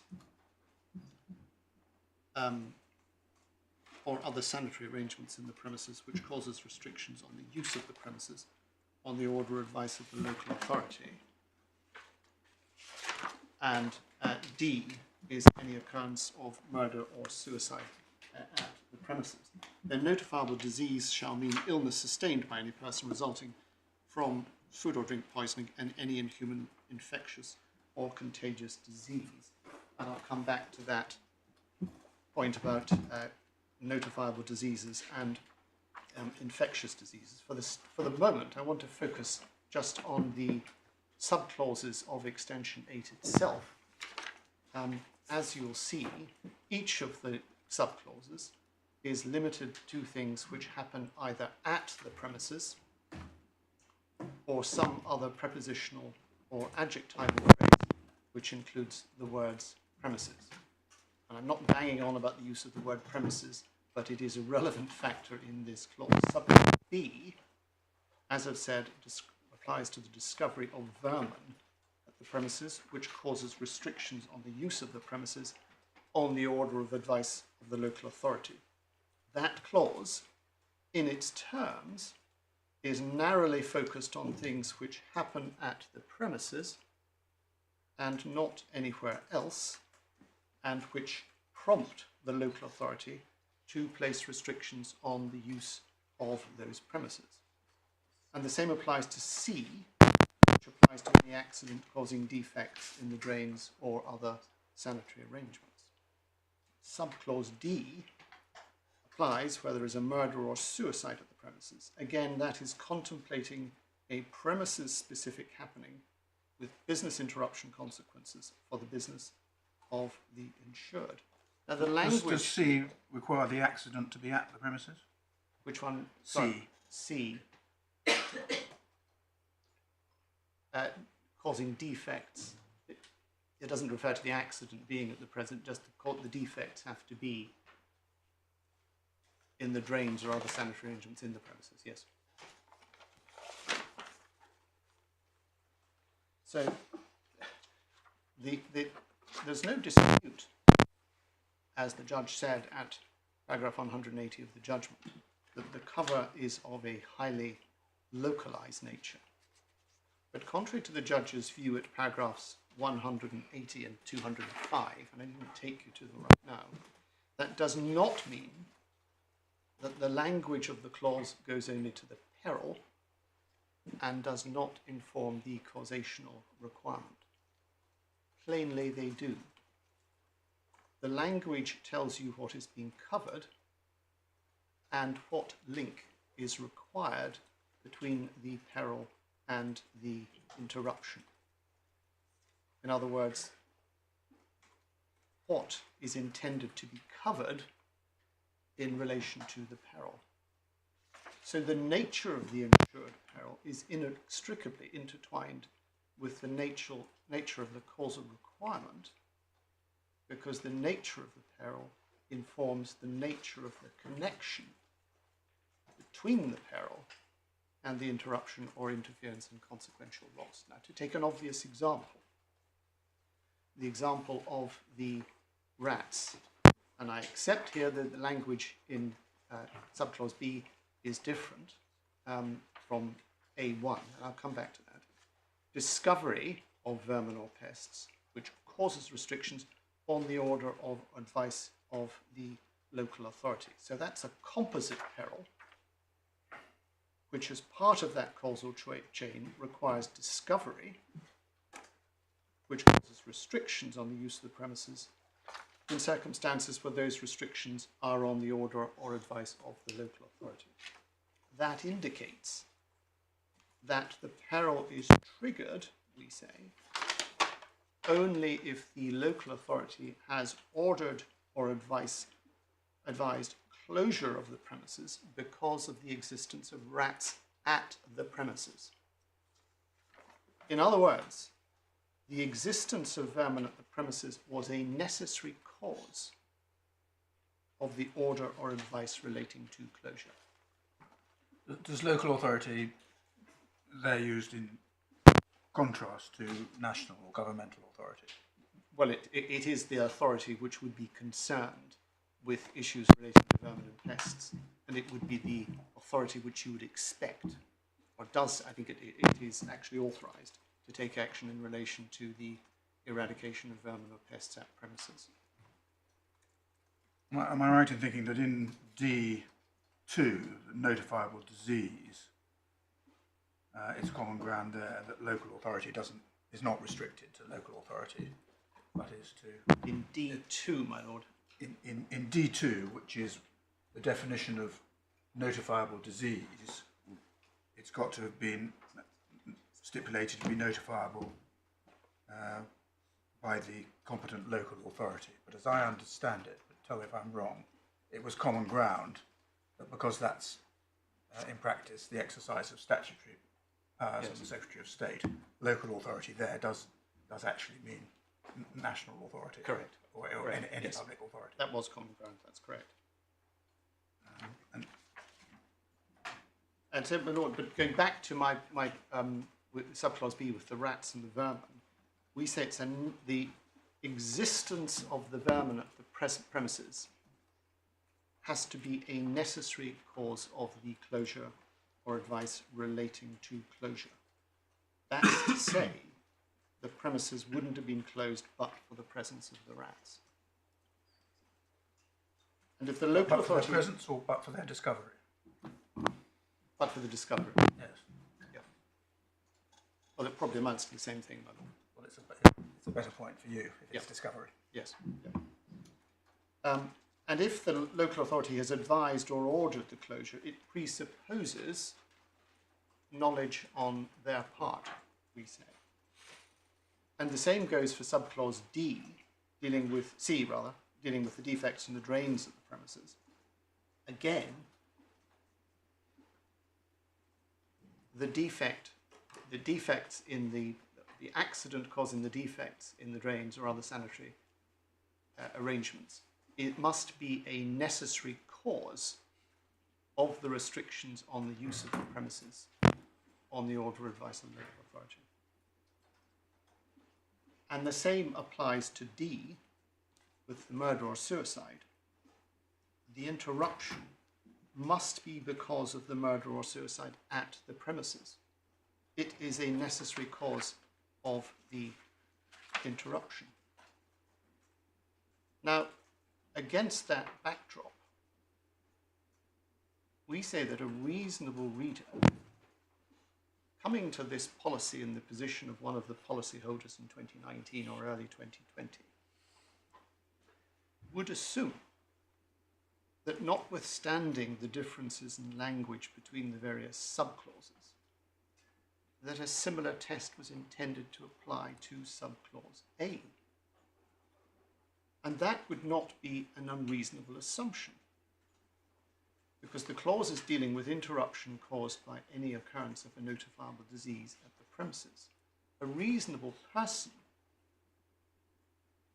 reading that provision in 2019 or 20 would consider the subclause, provided it with cover, if there was interruption or interference with its business because of the occurrence of a notifiable disease at its premises, and that there was only cover if the occurrence of the disease at its premises was a necessary or at least a sufficient cause of its loss. Now, the reader might have expressed that test differently. He or she would have understood that there would be no cover without the occurrence of disease at the premises. Now, that's not to say that the disease had to be only at its premises, the insured's premises alone. Infectious diseases, by their nature, spread widely and rapidly, and it's to be expected that if there was an infectious disease at the insured premises, it will be in other places outside those premises. But what this clause is saying is that we will protect you against the consequences of business interruption caused by infectious disease at your premises, that particular location, where the occurrence is a necessary or a sufficient cause of your loss.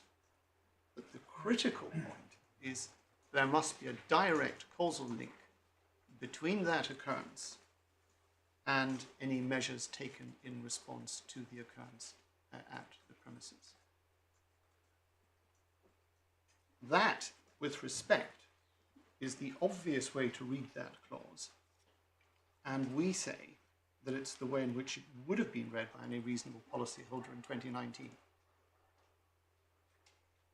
On no view would it have entered the head of any reasonable reader that this extension was concerned with interruption caused by an infectious disease which had spread over a wide area and prompted a prophylactic response from national government. And if the judge had looked at this clause in this, having regard to the language of this clause and its commercial context and purpose, and without regard to the decision in the if he had thought about the presumed intentions of the parties, we say that such a judge could not have come to any different conclusion on the construction of that particular clause. And instead, what has happened is that the judge has imputed a causation test which has got everything to do with the context of the radius, where he's obviously contemplating the party in many cases it's many miles away from the premises and nonetheless affected, and nothing to do with an at premises clause, which is dealing with the consequences of the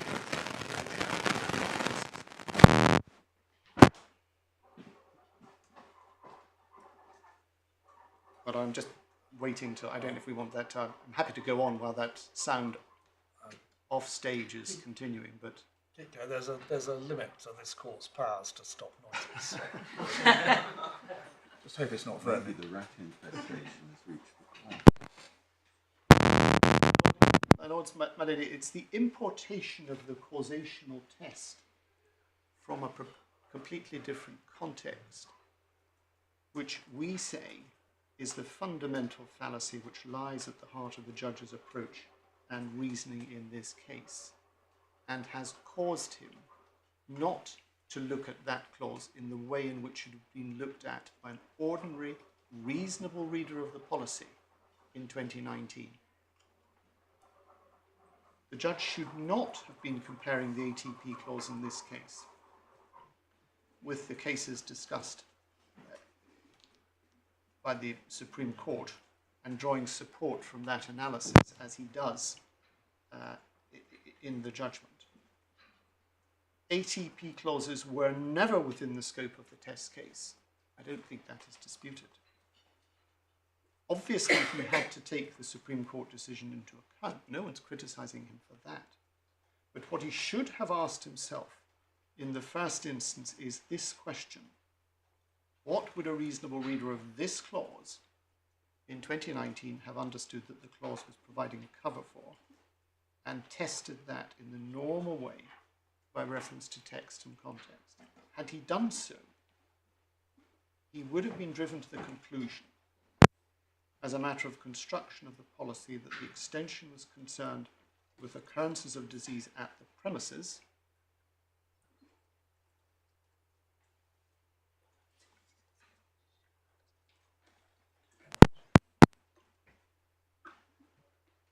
he would have concluded that the clause was concerned with occurrences of disease at the premises which were a necessary, that is to say, but for cause of the business interruption suffered by the insured's business, or a sufficient cause of it. Well, I don't know if there is an outbreak of disease in the town and all the shops in the high street are shut, wouldn't the shopkeeper who's got this policy and who has had cases of disease at his premises think, well, at least I'm all right because I'm insured against this? Well, if he had cases of disease at his premises, and if measures were taken which were specifically directed at his premises, yes, he would be fine. Well, no, I'm not saying specifically directed, but all the shops in the town are shut down. Well, that would be a generalised measure, my lord. No, he wouldn't be covered for that. My lord, this But we're not concerned. Sorry to interrupt. We're not concerned with measures at all, are we? No, this is a pure. Right. This is a pure disease clause. Pure disease. So there has to be the relative causative link between the insured peril, Yes. which is notifiable disease at the premises, and some interruption to the business. Yes. It doesn't require the premises to be closed down at all. No, but we're If looking. people stay away for a reason that is sufficiently connected with the presence at the business, that's sufficient. But Lord, yes. But in the context, I was going to deal with the question of vermin in Upper Street and Islington, and show the position which we take in relation to that. And it is essentially that if with my Lord Justice Popplewell's example, I think we were envisaging 11 restaurants shut because of vermin outbreak on Upper Street. And I take your Lordship's point that this clause does not require closures, but it does require interruption. And the interruption with the business which we are talking about in this context is as a result of closure. And on the proposition which was envisaged, that was if 11 restaurants being shut because of a vermin outbreak in Upper Street, where 5 had vermin, 6 did not, but the council had shut all 11 for fear it would spread the spread of vermin to other premises. Now the restaurants which have no vermin. I'm sorry to hold you up. Yep. It is right, is it, that in this case we are only concerned with closure. We're not concerned with it being triggered by Prime Minister saying stay at home. I don't think it's relied upon. I think it is closure in relation to these premises, yes. So 21, the Hair Lab, the hairdresser, I can't remember if it was required to close on 21st of March or 26th of March, but the closure, yes. The restaurants, but going back to the restaurants example, the restaurants which have no vermin and cannot prove that they had vermin before the closure cannot, on any view, recover under this policyholder. These extensions, unlike some at issue in the Marrickville case to which you were taken to yesterday, do not ensure the threat or risk of the occurrence of a notifiable disease.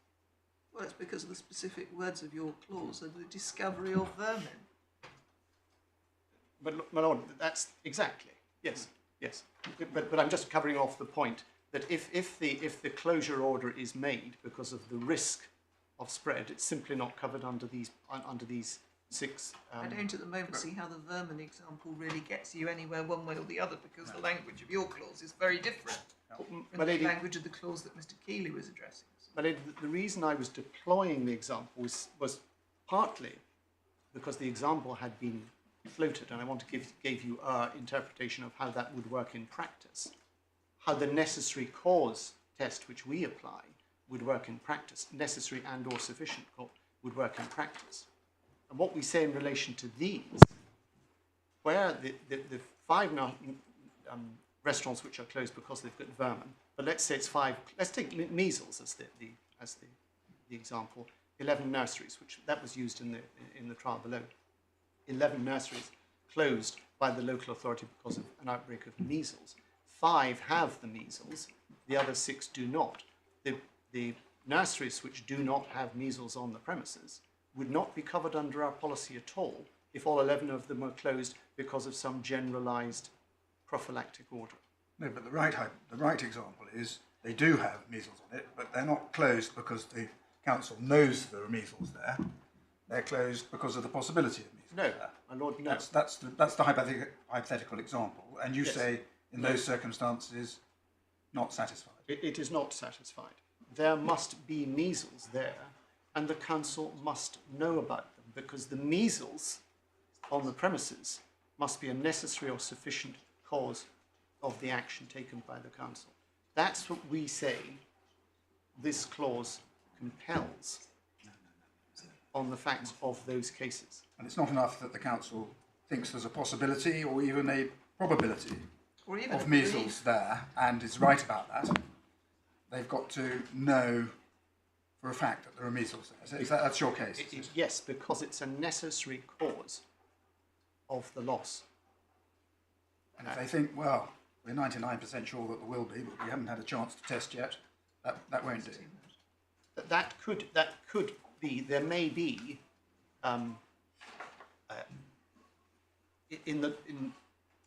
it's difficult to see circumstances under which they would close the premises so as to amount to a necessary cause where they did not know about the presence of measles on those premises. We say it's intrinsic to the but-for test or the necessary cause test that they have knowledge of the presence of measles on those premises before they take the action. Obviously, there's an issue between it may be said in relation to nursery 1, which is measles, that the occurrence there may not be necessary because there were 4 other nurseries with measles. But that is accommodated within our sufficient cause test, because even if not necessary, we say it be a sufficient cause of the measures taken by the council to close those nurseries. But it's not that difficult, is it, to think of circumstances in which the council may close both nurseries, even though it doesn't know about the existence of measles in one of them. For example, because there are children who go to each school who associate with each other, or perhaps there are teaching assistants who work in both schools on a part-time basis. In those circumstances, council might well decide the safe course is to close both nurseries, even though we only know for a fact about measles in one of them. My lord, yes, they may well take that course of action. But the nursery which has been closed under those circumstances and which had our policy would not be covered, because the occurrence of the measles at its nursery must be a necessary cause of the loss. If that nursery school owner asked the council, why have you closed my school? You haven't yet found any occurrences of measles at my school. And the council said, because we're 99% sure that you've got some, but we haven't had a chance to investigate yet. And the nursery owner says, well, you're absolutely right, we did have them. When you investigated, you found we got lots of them. You still say to that nursery school owner, well, that's bad luck. You've fulfilled your insured peril. The council closed your school down because it was almost sure that there would be cases, but it didn't know about them. But you haven't got any cover. It's not sufficiently causative. But my lord, that's correct. That is what you say the consequence of your argument is. That is what we say the policy mandates. And on the wording, if you look at the wording, we say the wording which I've taken to you mandates a causal link whereby the occurrence of the peril is a necessary cause of the interruption. And that's partly from the surrounding circumstances of the policy to which I've taken you. And that would be the case, would it, if the nature of the disease was a disease whose diagnosis medically could only ever be diagnosed with 95% certainty? Well, So the council could never know it was there, although it could have a 95% certainty because there was a positive test which statistically had that degree of certainty. Well, if they have a 95% certainty, my lord, some people might say that amounts to knowledge. And I thought what you've previously been saying was pushing back from that. No, well, again, in a sense, it comes back to the question of what do you mean by knowledge? Yes. You can, if you've got a 95% certainty of something, on the basis of scientific tests which have been carried out, in practical terms, that will amount to knowledge. So, what is it?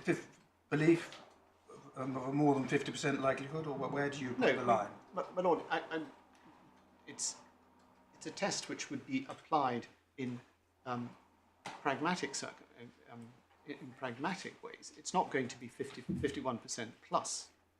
Knowledge would be constituted by, for instance, if you'd carried out scientific tests which showed the presence of the disease on those, or tested people at the disease, and tested people at the premises and found they had the disease. And that would be knowledge of the presence of the disease at the premises. If you hadn't tested them, but you've got some very spotty children, would that do? My Lord, no, you wouldn't have knowledge in those circumstances.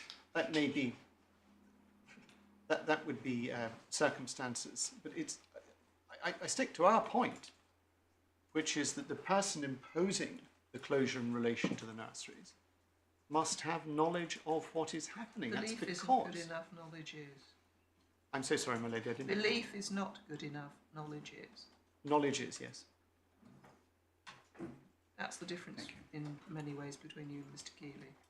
Well, I mean, if we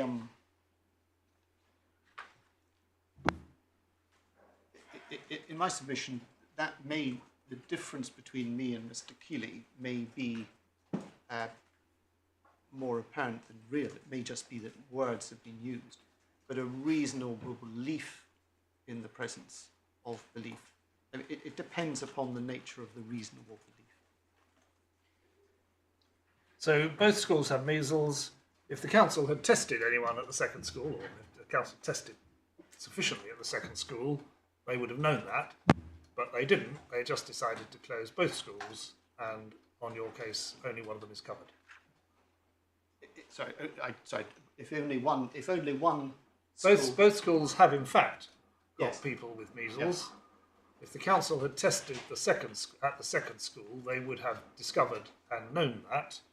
But because they decided to close both schools without testing at the second school, only one of them is covered. Correct. And my lord, that is because it's the occurrence of the measles which has to be the necessary cause of the closure, or a sufficient cause of the closure. And if the presence of measles hasn't been established, then it cannot be a necessary cause. And I think you say that's the case even if all the pupils at the second nursery are covered in spots. Even if they're covered in spots, and it later comes to light that they did have measles at the time, they wouldn't be covered, because it would not be a necessary cause of the closure, the occurrence of measles. Because the closure was taken in response, the closure order was taken in on the basis of the knowledge of measles at that particular set of premises. At the other nursery school you're positing, are you? Or because I'm positing the closure taking place because the whole school's full of, the particular school's full of people, full of children covered in spots. You say that won't do, they've got to have been tested. They've got to have knowledge of what is happening. And that is, I keep coming back to the point, it's because what our clause requires, the causal connection required, is that the occurrence has to be necessary to bring about the closure. That is to say, the closure would not have happened but for that occurrence or the sufficiency link. And in those circumstances, there has to be knowledge on the part of the person closing the premises. The closure would not have happened in my Lord's example, but for the fact that there are a host of children in school number 2 who are covered in spots running temperatures. And it turns out that they've got measles. So the man in the street or woman in the street might say, standing back, well, it was closed because there was measles at the school. On any sensible interpretation of the policy wording. Well, it was closed because of the measles. Well, my lady, a man in the street might look and say that that school's been closed because there were lots of spotty children at the premises. But we're not concerned with that particular man in the street. We're concerned with a policyholder who has read his or her policy and come to a conclusion about what that provides cover for. And the policy provides cover, you've got my point already, for the measles which occur at its premises and not elsewhere. Now, there can be measles elsewhere. We're not denying that. There may be measles in many other nurseries, but they're just not covered.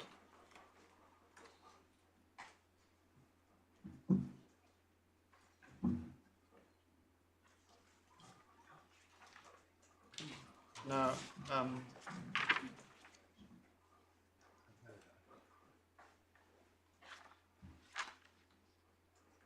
my Lord, the issues, as you know, in this case are essentially, the primary issue is the causational issue. And our position, as you've heard, is that the causal requirement between the disease at the premises and the interruption requires the peril to have been a necessary cause of the interruption, or at the minimum a sufficient cause.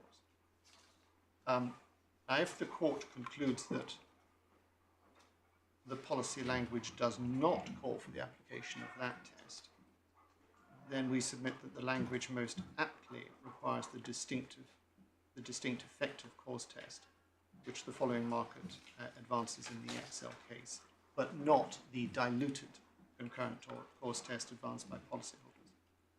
In this regard, we've aligned ourselves with and adopted the written submissions of the following market in its skeleton, and we've also adopted the arguments made by the insurers in the Pizza Express case, which was also tried before Mr. Justice Jacobs, and that settled after that the appellant's skeleton in that case had been served, and we adopt the arguments in that skeleton. It's a supplementary bundle, pages 765 to 786.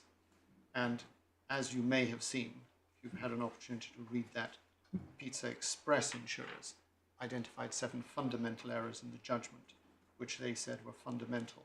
I'm not going to go over them, I'm going to take them as read. But the similarities and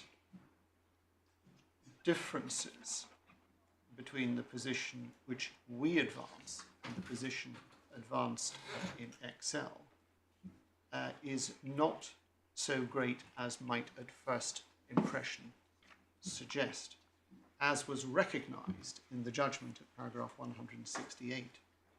The reasoning relied upon by insurers in the distinct effective cause camp is very much the same as that relied upon by insurers in the but-for camp. It's only the end point of the argument which is different. Can I just Yes. identify the extent to which there is a but-for camp? Because I understood your submission, or at least recorded it, is that it must either be a necessary cause, that's but-for, Yeah. or alternatively, a sufficient cause. Yes. So you're not arguing for a but-for test as an absolute rule. It's enough if it's a sufficient cause. And does sufficient mean anything different from proximate cause?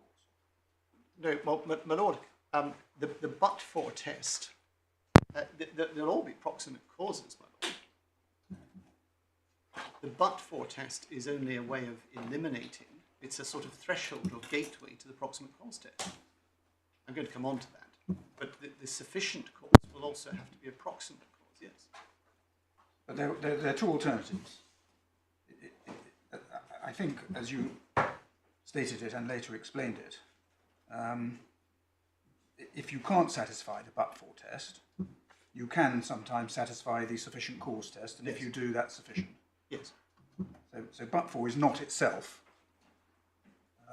a requirement. Correct, my lord. And the reason we say that is because there is a well-recognised line of authority, of which you're no doubt aware, in which the but-for test has been found to be over-exclusionary, the two hunters and so on. And we recognise that there can be cases, for instance, the case to which I've just referred of 4 nurseries having measles. And it could be said, well, the but-for test is not satisfied. So we recognise in those circumstances that a sufficient cause test would be sufficient.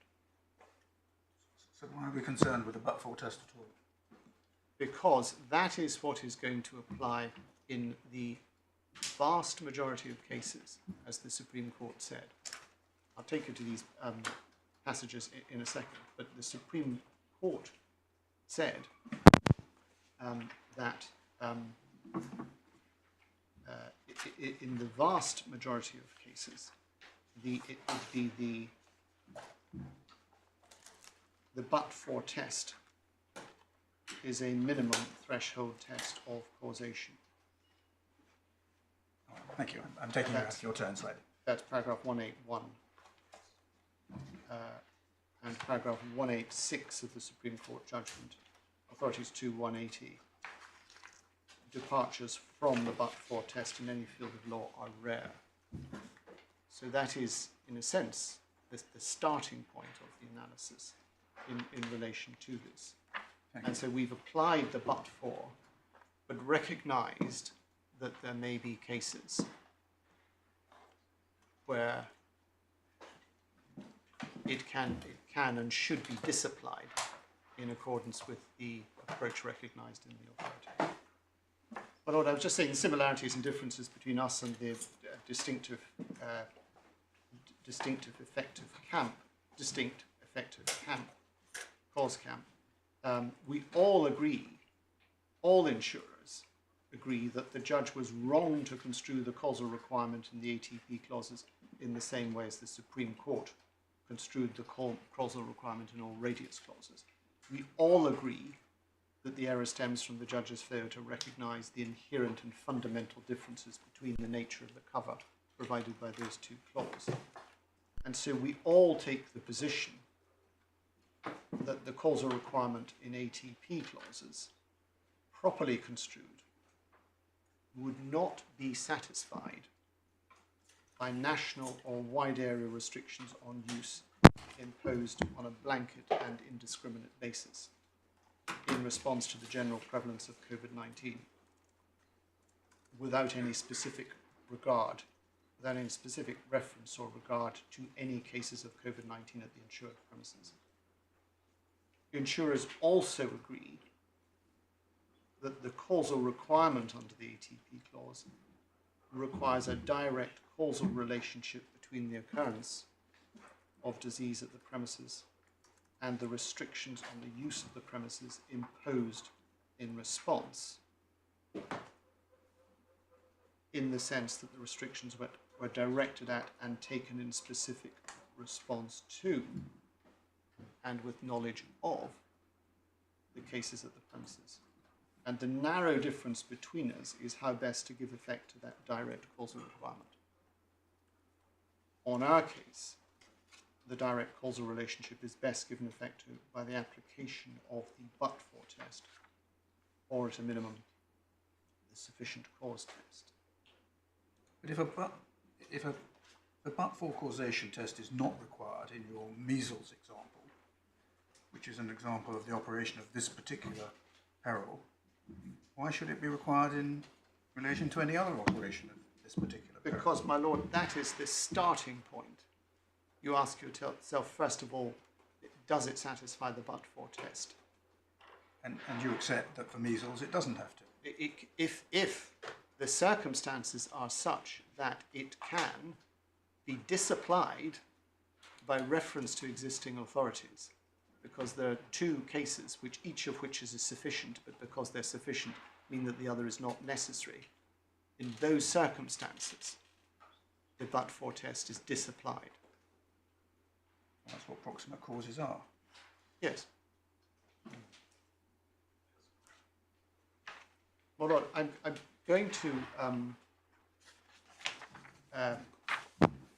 in the remainder of this, I've identified 8 topics which I want to cover.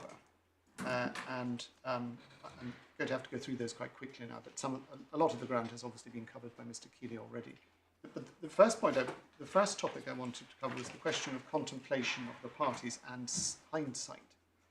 Now, we accept that with notifiable disease cover, parties contemplate as part of the factual matrix that some notifiable diseases are capable of spreading widely, rapidly and unpredictably, and that they may not be confined to one locality and may be widespread.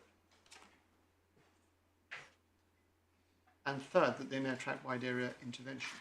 However, it is vital, we say, not to view the factual matrix solely through the COVID lens.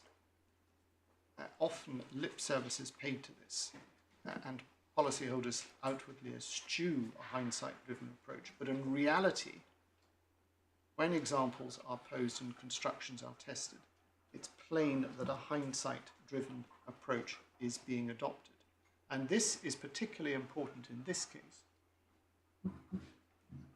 because COVID was exceptional and unprecedented.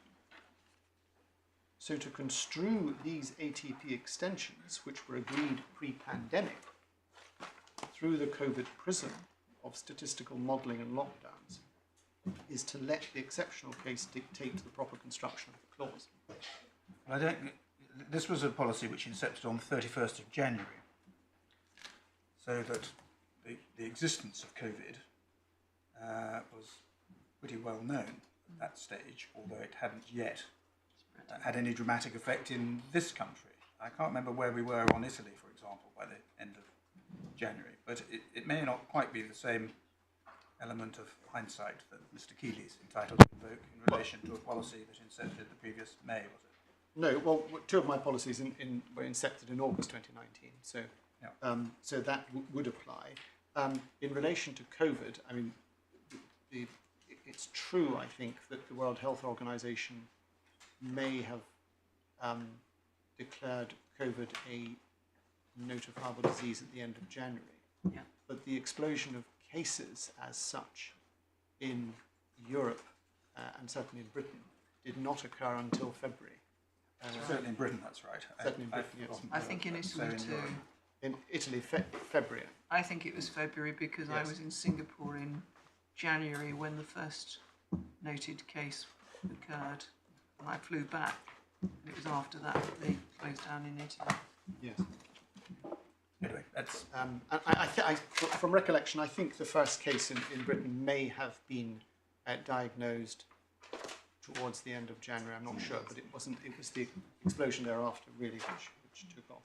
Yeah. But in relation to hindsight, first, it's not correct that all or most or even a majority of notifiable diseases, even contagious ones, will necessarily result in widespread outbreaks that can only be addressed by wide area authority intervention.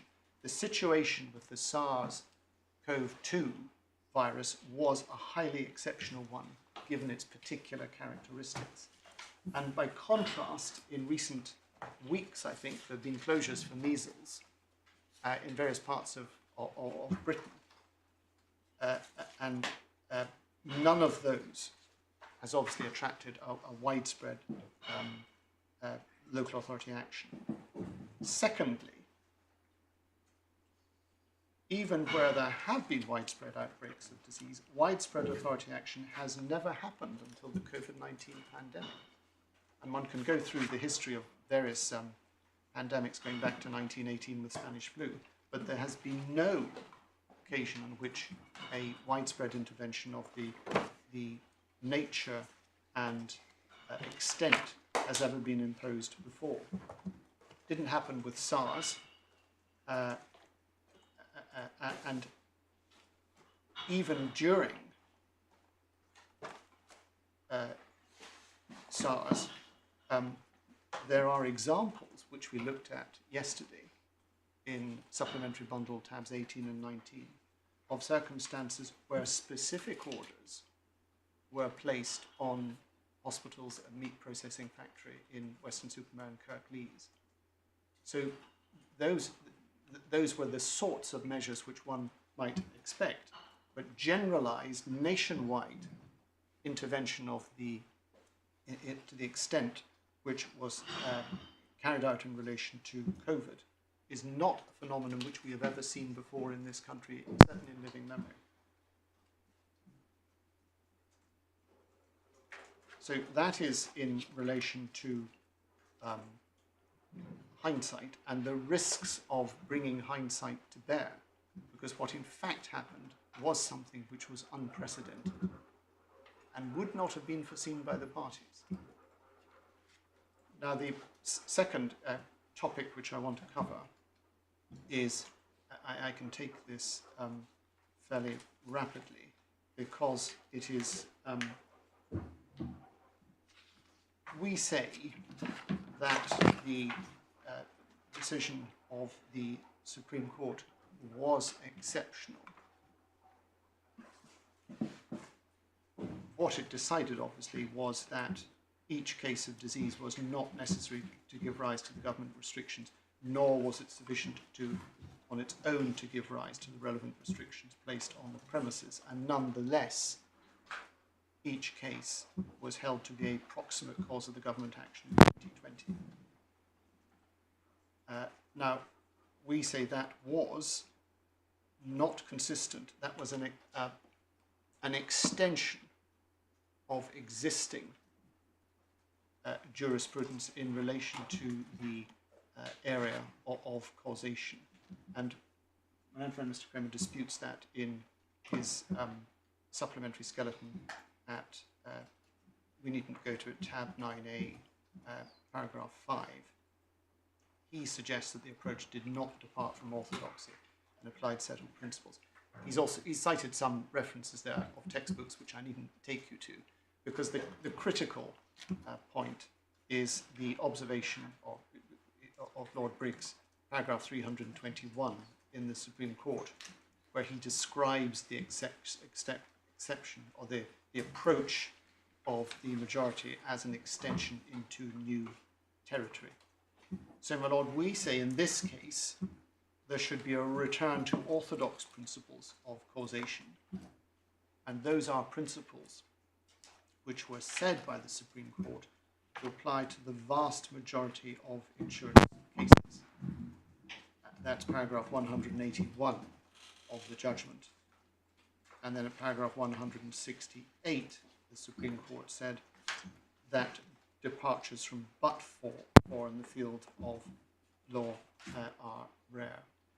So, my lord, that is the first point, and we say the judge failed to give adequate weight to the fact that the but-for test is and was regarded by the Supreme Court as being the correct test in the vast majority of insurance cases, such that a departure from it required careful analysis and justification. And what the Supreme Court definitely did not do was to treat its diluted concurrent cause approach as an alternative test,